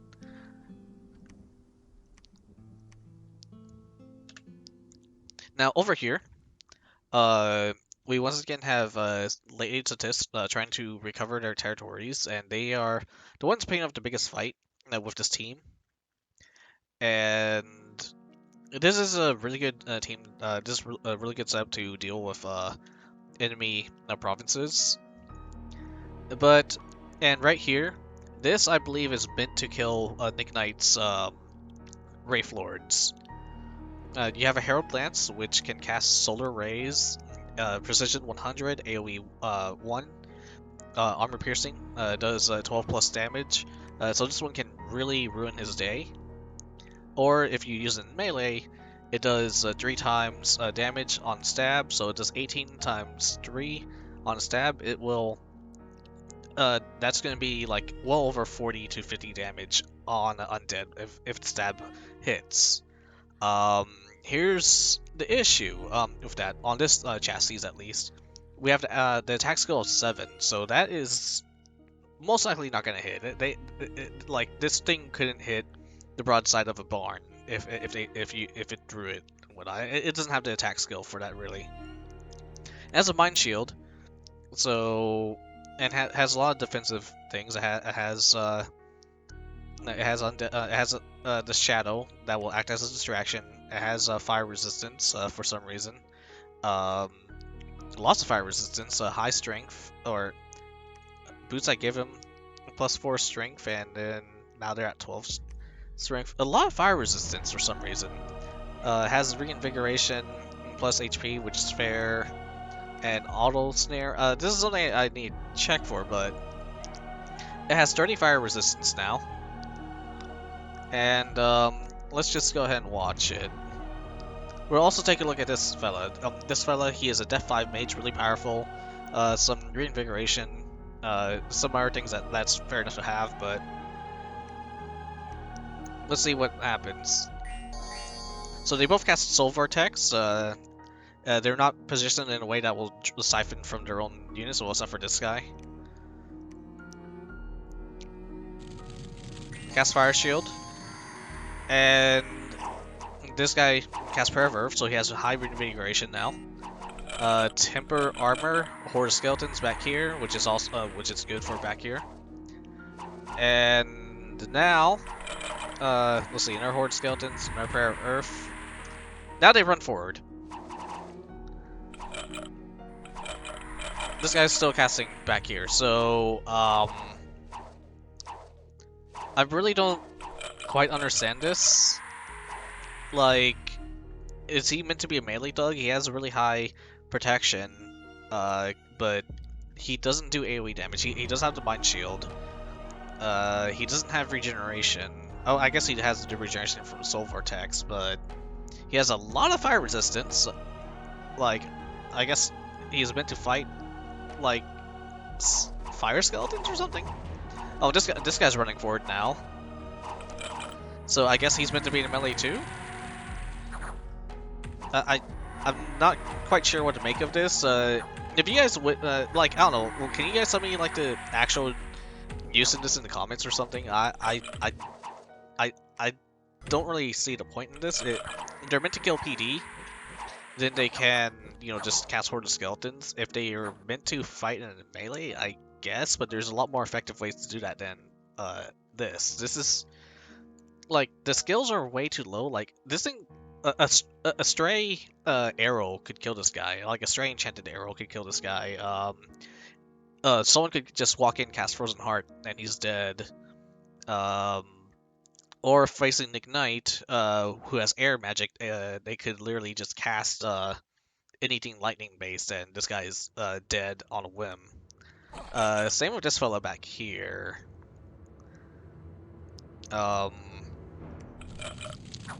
Like, are they trying to copy Nick Knight's Wraiths or something? What's going on? And if these units are meant to strictly kill Nick Knight and his Wraith Lords, why are they not casting Dust to Dust? Why are they not casting the Solar Rays on the Herald Lance? Yeah, I'm just saying, I'm not really sure what's going on here. Or are they, at this point, are they just messing with stuff because we're steamrolling them? And over here, this is just Nick Knight's troops attacking some water trolls. And I want you guys to pay attention to how much healing these dudes actually get. And I didn't realize, like, how tanky these units actually were. And if you look at they are getting 11 HP every single turn. That's pretty tanky. Imagine if they had high protection from like some Earth magic buffs. I'm not sure how easy it is to get Earth magic down underwater because I don't play Water Nations that much, but whew, these guys could really hold a line. The only reason that yeah, they only run away because of the fear factor coming from this unit.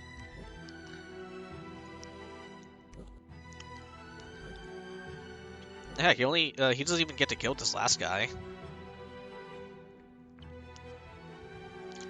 So I'm just saying that this is something Underwater Nations should. This is a pretty dang good unit. I'm not sure if they're too expensive to like mass summon or what, but yeah, I didn't realize they healed 11 HP per turn.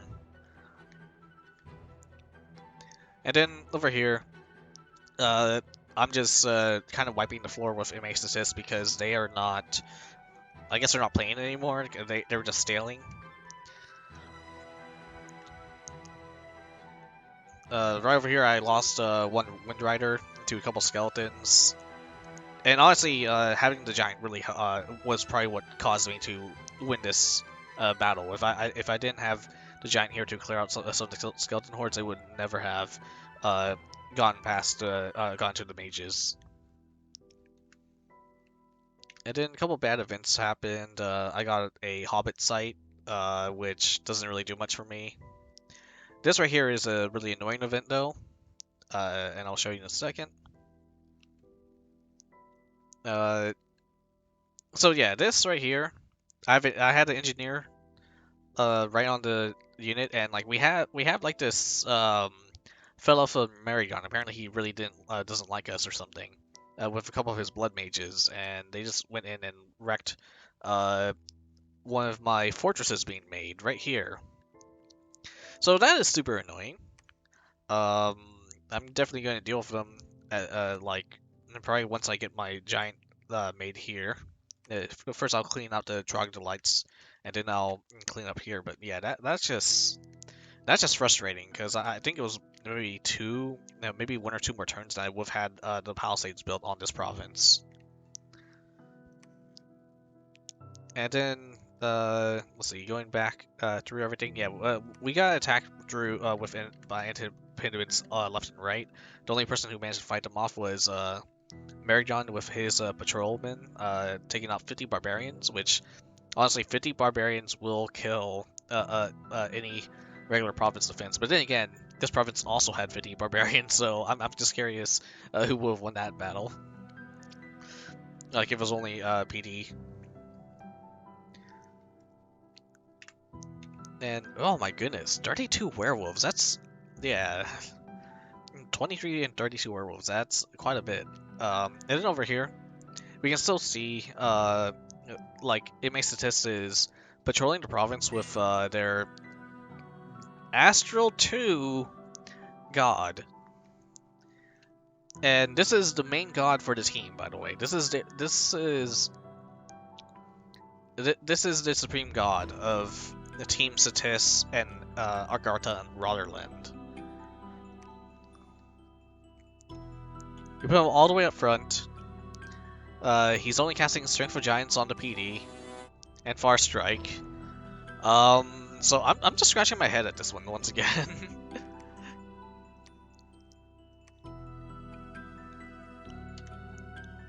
But to just go through everything else, you can see I'm just trying to move all my units around and reinforce positions. Trying to clear out the rest of all of the provinces left by MA Satis. And right here, I'm storming the province. I kind of didn't really rearrange my troops in any particular fashion. This right here could be an issue if like the archers rain down on all of my mages, but my giants and everything should be able to handle things just fine.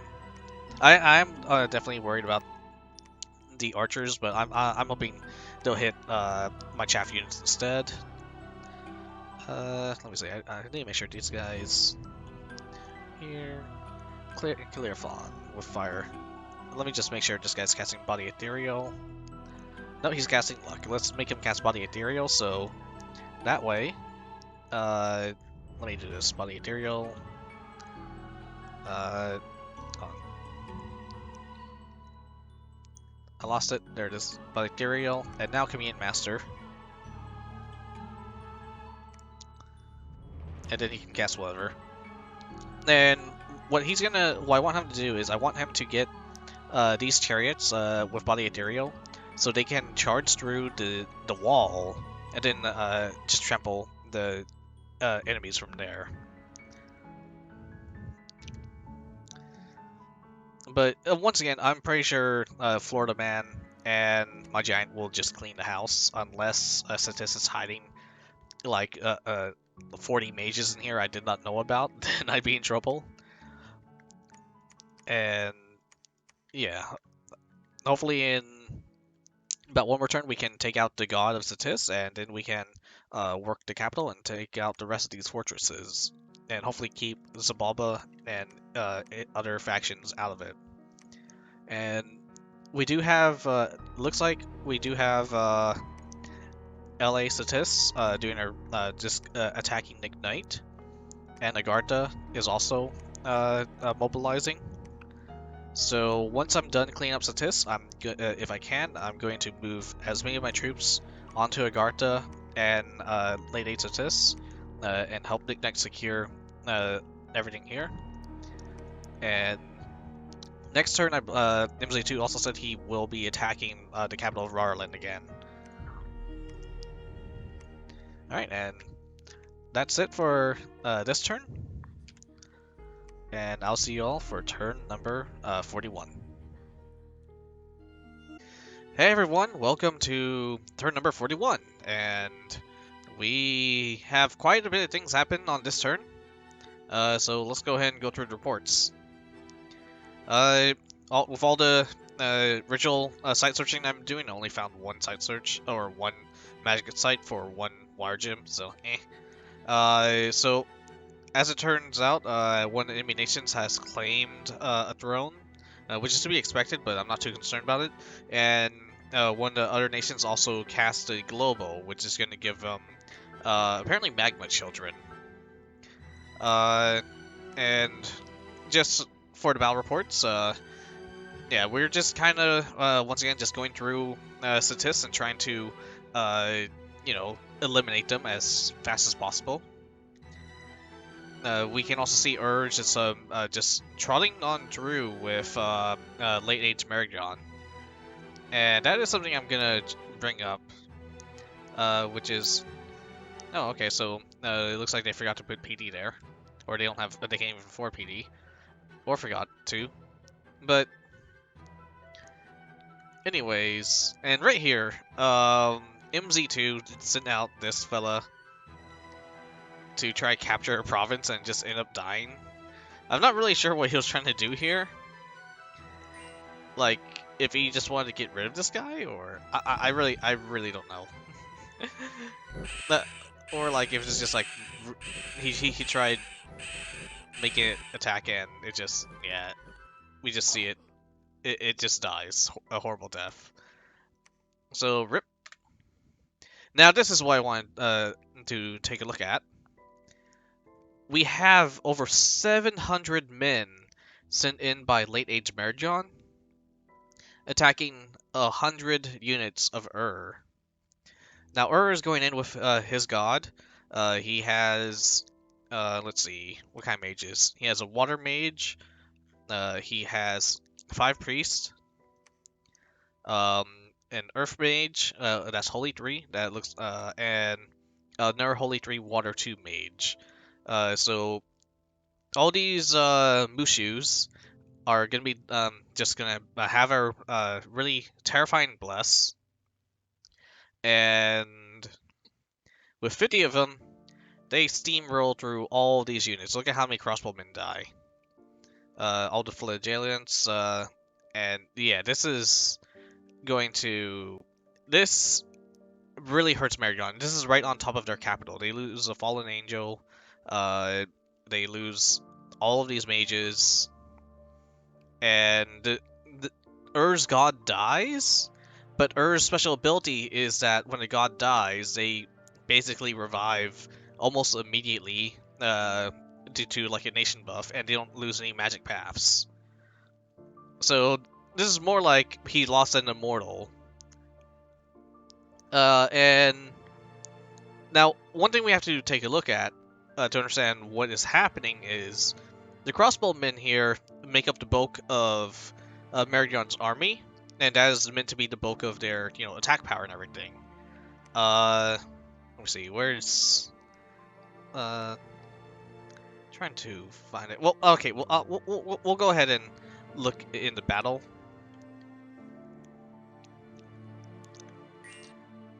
So yeah, everyone's prebuff goes off, and this is what I want to check. Is I'm trying to see what happened. So we all got hit with the Divine Bless, and right here we have Air Shield 40 from claiming the Throne of Air a couple turns ago. But not only that, we also have Air Shield cast by Aerofind. So that, I think it technically is additive. So what we're looking at is the Mushus here, or anything that's sacredly blessed, now has like a 120 or like 100% air shield. And Marignon has brought in nothing but crossbowmen, nothing but projectiles. So, but the projectiles are not gonna hit anything whatsoever. And right here we have the god casting foul vapors. And these fellas, I mean, they're not good. We have a nature mage right here, but they are not going to cast anything that will protect them against poison. And we're just gonna see how this fight plays out. I mean, we already know how it ends, but you can just see the projectiles more or less just like not even hitting anything. Like, the projectiles are hitting the back, but I'm guessing some of these fellas that got hit, yeah, they don't have the fire protection, and this guy is not, he's not sacred, so he only has the air shield 80. Okay, some of them are getting hit. I'm guessing maybe, yeah, it's air shield 90. It says air shield 90 right here, so the projectiles only have a 10% chance to hit. And they have a buttload of resistances.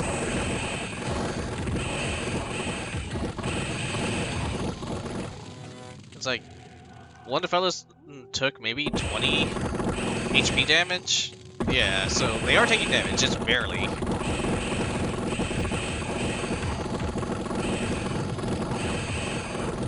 These guys are the main ones getting hit by projectiles. And then what's happening all the way here, yeah, we have the god going for, like, a rear line assassination. I think he ended up dying, though. So the foul vapors are gone. And, it doesn't matter, because everything has really low HP now. More or less. I think the poison is still going on for some units. And now you have this massive wall of fear units just moving in. Yeah, some of them are still taking that poison damage. You can see the green numbers here and there. And yeah. And now they are just running for the hills. Yeah, and units are dying left and right from the foul vapors. And I'm just gonna say, remember how foul vapors killed me when I attacked Satis?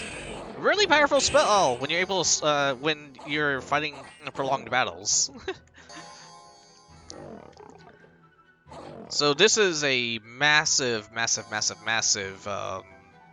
victory on my team, and a horrible defeat with late age Marignon.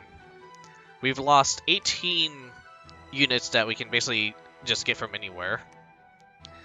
We lost 4 Sacreds, which, you know, we can just summon more in a second, and we got like 20 other different types of Sacreds walking in our province. We got 2 of these dudes, which, I guess they're bodyguards, yeah. Our god, which, probably, you know, we might have lost some of the equipment, but we could have recovered it.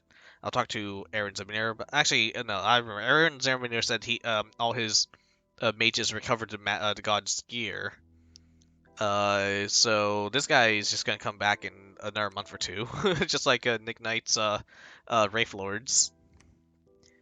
And then we lost, like, I think this guy probably just summoned, recruited from anywhere, and we lost one possibly cap only unit. I'm really not sure if this is cap only or not. Probably because they're no holy 3, but. I'm gonna say this is not something I would like seeing. That if I was Marignon, I would be infuriated with this. But a decisive victory on my end, and the capital of Marignon is just gonna go down in a couple more turns, perhaps. Over here, we still have Satis with their strange White Mage and Swordmancer melee Soul Vortex dudes. I'm really curious how it's going to play out when they run into Nick Knight's army. Right over here, looks like the Devourer of Souls is just going through. I'm curious if there's any other changes to this setup. Okay, they were just casting Fireball. Wait, hold on. Is that what they're doing? They're using fire. Okay, I think they are using fire in the jars to either cast Fireball or maybe cast Phoenix Power. I'm not too sure what's going on here. But they have fire jars. I guess they can use it to do some cool stuff. I'm not too sure, but this right here is a somewhat spooky unit. Once again with the fire res. Is that to protect it against like teammates' fireballs or something? Like, would it be better if they? I mean, why do they need the Ring of the Victor? I mean, I guess it gives it a better attack, but the Crown of Lead I'm fine with. I'm fine with the Crown of Lead being up here, but wouldn't it be better if they got like a Ring of Regen? And I guess I see the point, the Fire Ring to to protect it from everything else, but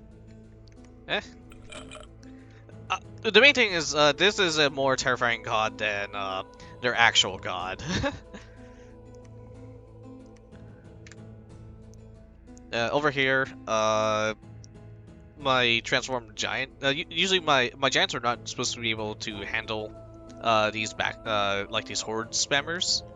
But what happened here is they went against the Winged Boots giant. So what ends up happening is after all my buffs go off. Wait, hold on. What happened to the other Swordmancer? What? No, seriously, what happened to our Swordmancer?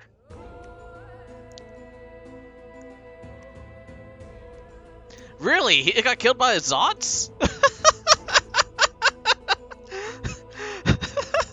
Okay. Alright. That's just good luck there.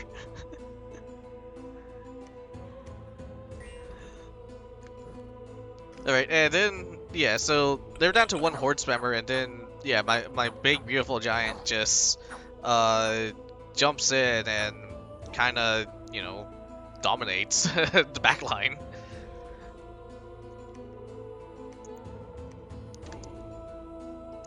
And over here, yeah, we can just see Aaron Zimmer's like really weird sacred units. Like, this is a flying sacred with poisonous skin, 70 HP, size 6, with the crazy buffs. Elemental form. So they have 15 protection and all resistance to every, like, physical attack. Ooh. Okay, that's not gonna be fun to for someone to fight.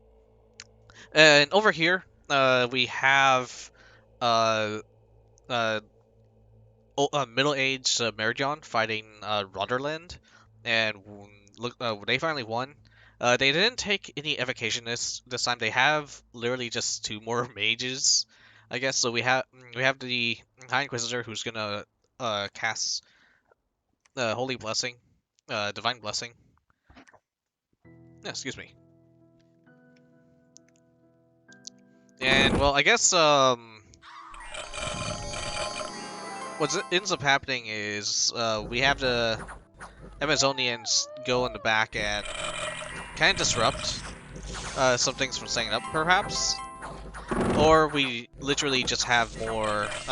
They ran out of like spam gyms, so they couldn't get like as big of a chaff unit. It's still a slaughterfest for the knights, essentially. They even cast Howl, which is really good for kind of keeping the infinite chaff coming in. But I think yeah, essentially the Pegasus Riders that kind of came in and back perhaps tipped the scales just a little bit enough for the for the mages back here to not fully get all the chaff up like last time. We can still see Marignon took heavy losses here, but in the end, Roderland has fallen.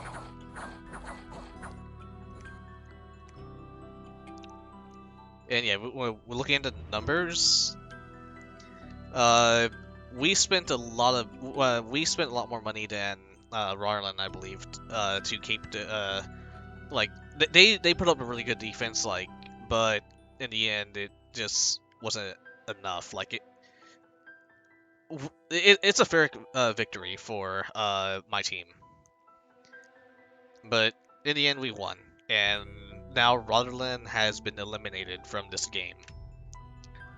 And over here, I've captured the fortress. They had two mages here, a couple of chaff, not much. The losses come from friendly fire and communions and poison. So I'm going to say all my communion slaves die. Not much else I can say other than that. And we can see there's poison fields going on right here, so yeah, this guy's gonna die. And they're coming from the archers up here, the poison slingers belonging to Satis.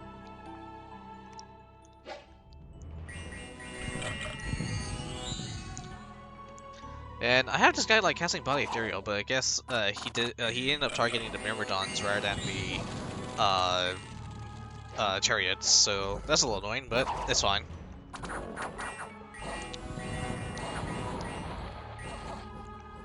And yeah, right there, I launched a meteor on my own troops. And just take a look at this. Notice how body ethereal lets the troops kind of scale the walls or like run through them. So just take note of that. I've seen if you're like a human nation but you have some astro or like you don't have any flyers or whatnot and you're sieging. I've seen people use body ethereal on chariots or horsemen or something, and then they'll just run right through the wall and take out the back line and help secure the win. Yeah, as you can see, my slaves just kind of exploded, and not much to say to that. A meteor dropped on a couple of my dudes, and the rest was poison.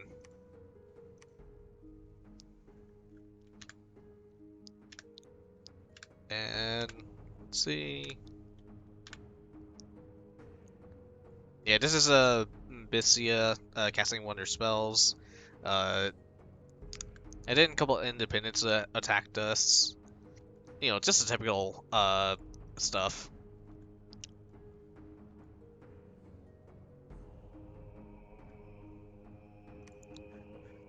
So, With this, I'm focusing on trying to corner in Satis. So we have two armies trying to reclaim the territory outside the capital. What I'm doing is I have giants encircling the provinces that Satis can attack. So I have this big beautiful woman right here just site searching. I also have this woman site searching. Uh, these Pegasus Riders are going to be jumping over here, but I also have this lady. She's going to be cloud trapezing right on top of their army to get that ritual jump on them. And then over here, I have a giant moving in on top, but at my capital, I made a nerve giant, and she will also be cloud trapezing on top. So, and if she doesn't get the kill on it, that's fine.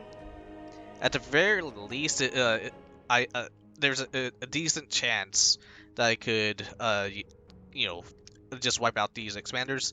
And with that, I can get my army in. I'll basically keep them on their capital only, and I'll just very slowly bring my army and take down the capital, and then I'll work on the last two fortresses.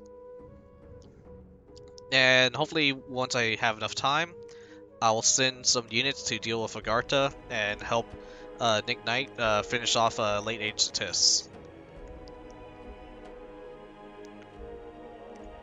And that seems to be the plan at the moment. I'm gonna be probably sending several of my Astral Mages to Magic Duel, depending on what the god is doing. I'm not sure if the god is still patrolling or if the god has retreated back inside the capital. But we can see I'm just trying to move everything. I'm also going to be building fortresses up here, and I'm sending FloridaMen back home to kind of deal with some of the provinces that were taken over by independents. And hopefully I'll also get some forts up along the perimeter so I can get my research boosted. And that's really it for this turn. I think we might be able to claim the capital of late age Marignon in a turn or two. And that's the only other thing I can think of on our war front. So I'll catch you all for turn number 42.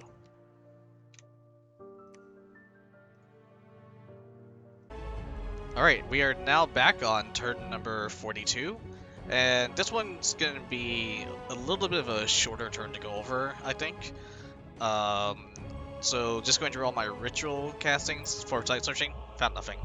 But I went ahead and cast Cloud Trapeze to try and get the jump on some of the military forces that Satis was sending out. And suffice to say, I was victorious in the ambush to get rid of these Marsh Masters that really wanted to get their provinces back.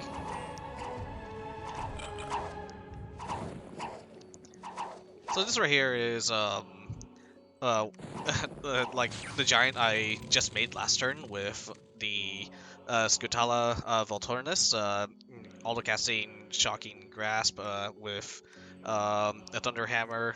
And honestly, I'm not entirely too sure if she is particular. Actually, yeah, that's some pretty good AoE she's doing right there. It looks really cool too.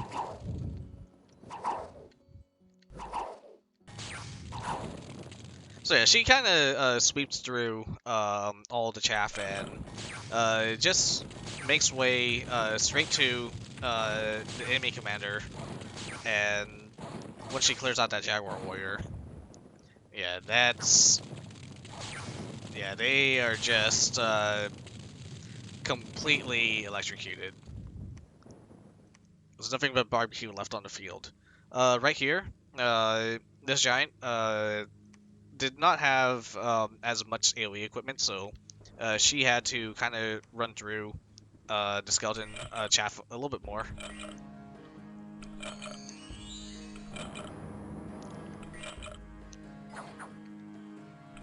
And I'm not gonna go through this entire battle for sight. Well, actually, there's something interesting about this guy right here. I guess this commander is set to stay behind troops or something. So, I actually kind of just watched him during the replay. He just kind of runs back and forth every single time a new group of skeletons was made. Like right there. Yep, running back. I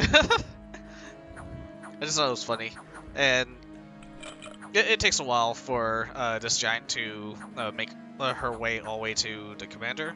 But yeah, we get the kill right here as well. And I went ahead and site searched Stis's lands while I'm trying to like get everything, and I found some magic sites in their cap ring, so that's nice. That's soon to be my second capital, hopefully. And we can see Ignite sources just making their way through Stis. Right here, we actually have a little army versus army fight, but look at these numbers right here. The Keeper of the Tombs did not get, they only got 1 kill against this massive horde of undead and these wardens. And I'm gonna go look and show you, they aren't really scripting their troops. They have, what, 18 Sacred Serpents, a lot of Soulless, which are useless, some Tomb Guards, which are some decent troops, I believe. Lots of random chaff, nothing too great. And then you have the PD. And in this battle, they actually hold out decently well against Nick's units. So he has all the long dead Tuatas. I don't know how to pronounce that. They have magic weapons, they're sacred, pretty spooky overall. Then he has all these sacred crossbowmen, and then he has terrifying wraith units here. So what happens is they cast Blessing twice, which is a-okay. But also another thing is we have to remember is these sacred units only have like natural protection +5 as their bless, so I'm not entirely too sure if they have to bless. I mean, I guess it helps, but the thing is, once they get to their third spells, they cast nothing but Animate Dead. And if they have Evocation Research, these dudes could be casting, let's see, right here they're casting Frighten, they're all casting Animate Skeleton. Like, a couple skeletons will definitely help hold the line for a minute, but they really, especially with nothing but like a majority of the enemy army is undead, they really need to be casting some damage spells. And you know, these guys should, if they have Evocation Research, they should be casting the Banefire darts to at least, you know, try to do something. And we already know they have Dust to Dust because we saw them casting Dust to Dust to kill some of his Wraith Lords, and honestly, they could have cleared out a decent amount of these long deads, perhaps.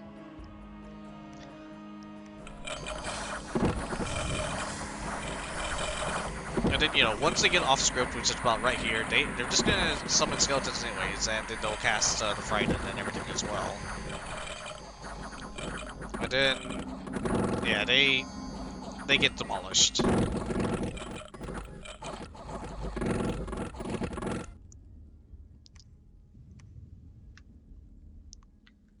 And yeah, just going through PD and some other things. Right here, we can inspect what LA Statistics is using.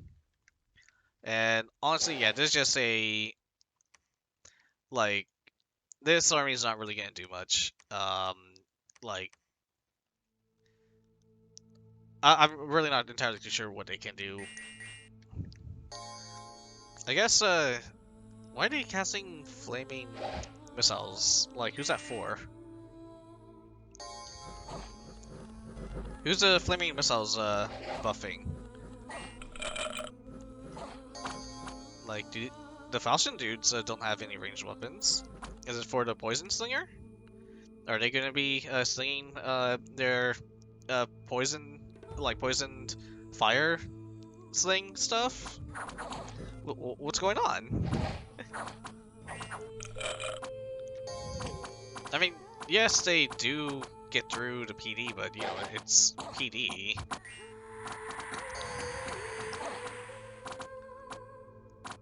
No, if this is like, if this army is only meant to clear PD, I guess so, but they really need an army to try and fight off Nick Nino. It's like, you know, they have no research whatsoever, they don't know what to do. And obviously, I don't want to be mean, but I feel like they really don't know what they're doing right now. And this right here is actually our main threat on this front line. I'm not really paying attention to her movements or whatever this dog's movements are.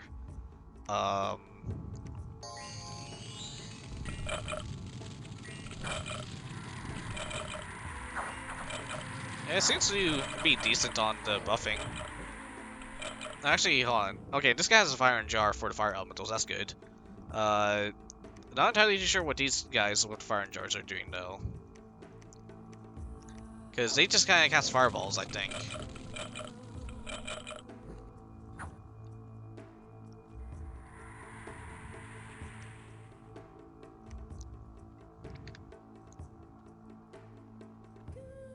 And over here, I just sent FloridaMen to clear out the troglodytes that attacked my magic site. And it's always just good to kind of take a look on these independents to kind of test, you know, how you would try to do against PD and whatnot. And yeah, he's working flawlessly. So just nice to gain some confirmation on that. And I'm basically sending FloridaMen to deal with the knights, like the Fire Lord that attacked my other province. And right here, this is right on the cap ring of Satis. A pack of werewolves attacked, but I had my giants there. You can assume the giant won. Then yeah, just going through. Yeah, we got attacked by PD, by independents everywhere. I got my giant here, just kill off all the werewolves. And right here, I'm not entirely too sure if this is like all that is left of MA Satis. It's possible, but at the same time, I wouldn't doubt if they happen to have like maybe 3 or 4 Marchmasters just waiting inside the capital. So I got so they found my scout. My scout ran away, but here we can see the Marchmaster is okay. So he's Astral 1. That's good to know. He has the pathing, I believe, to cast Foul Vapors, but he doesn't have gems equipped. But what we can see is he's buffing the monument here. It casts, let me see what it casts so far. So, it casts Twist Fate, Iron Skin. It was already at Protection 40, I think, so I'm not sure Iron Skin's gonna do anything for it.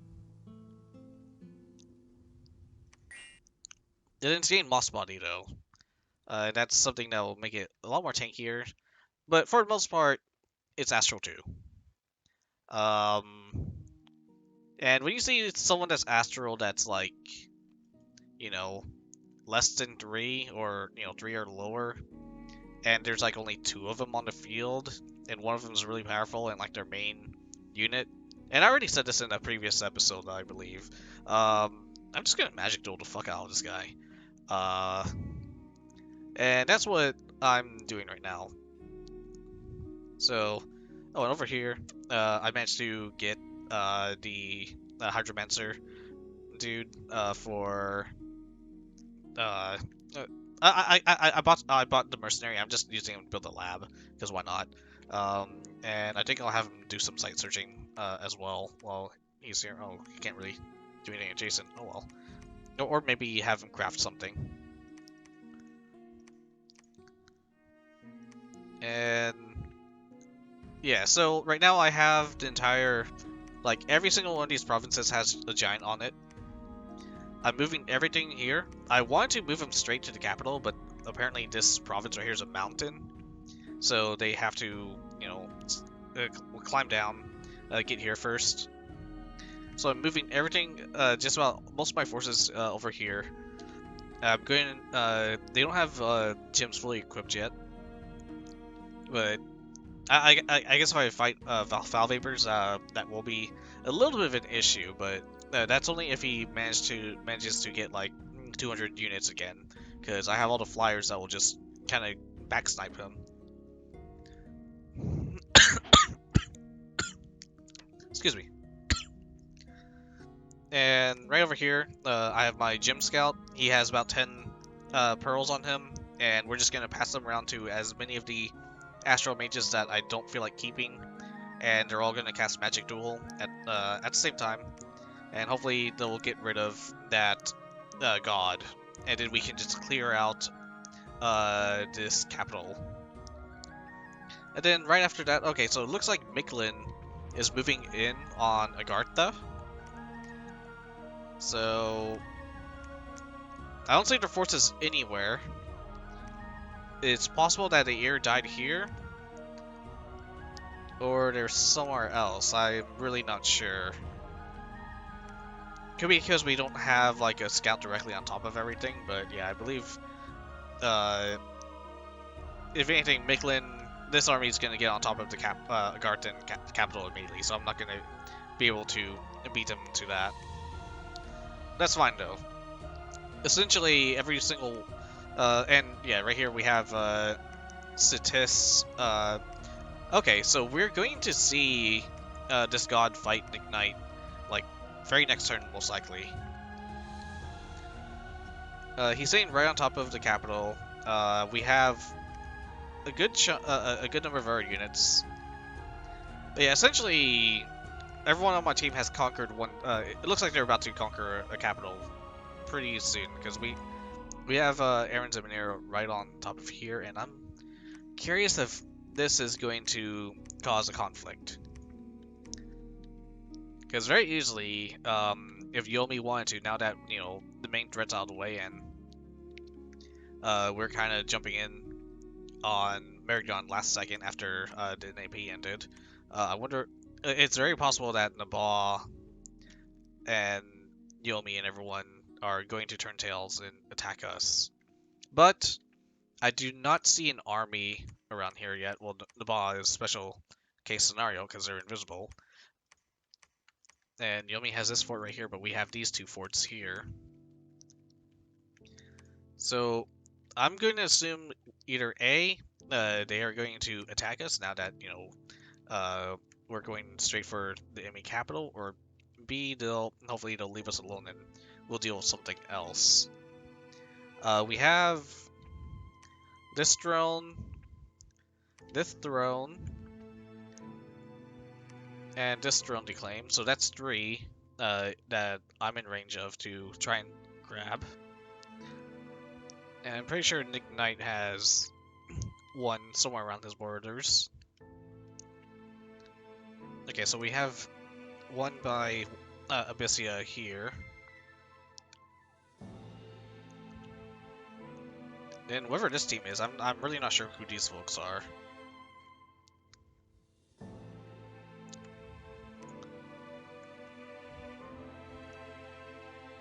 And yeah, I think what I would like to do, but this, you know, really depends on what the rest of the world thinks of us and if they all attack us or not.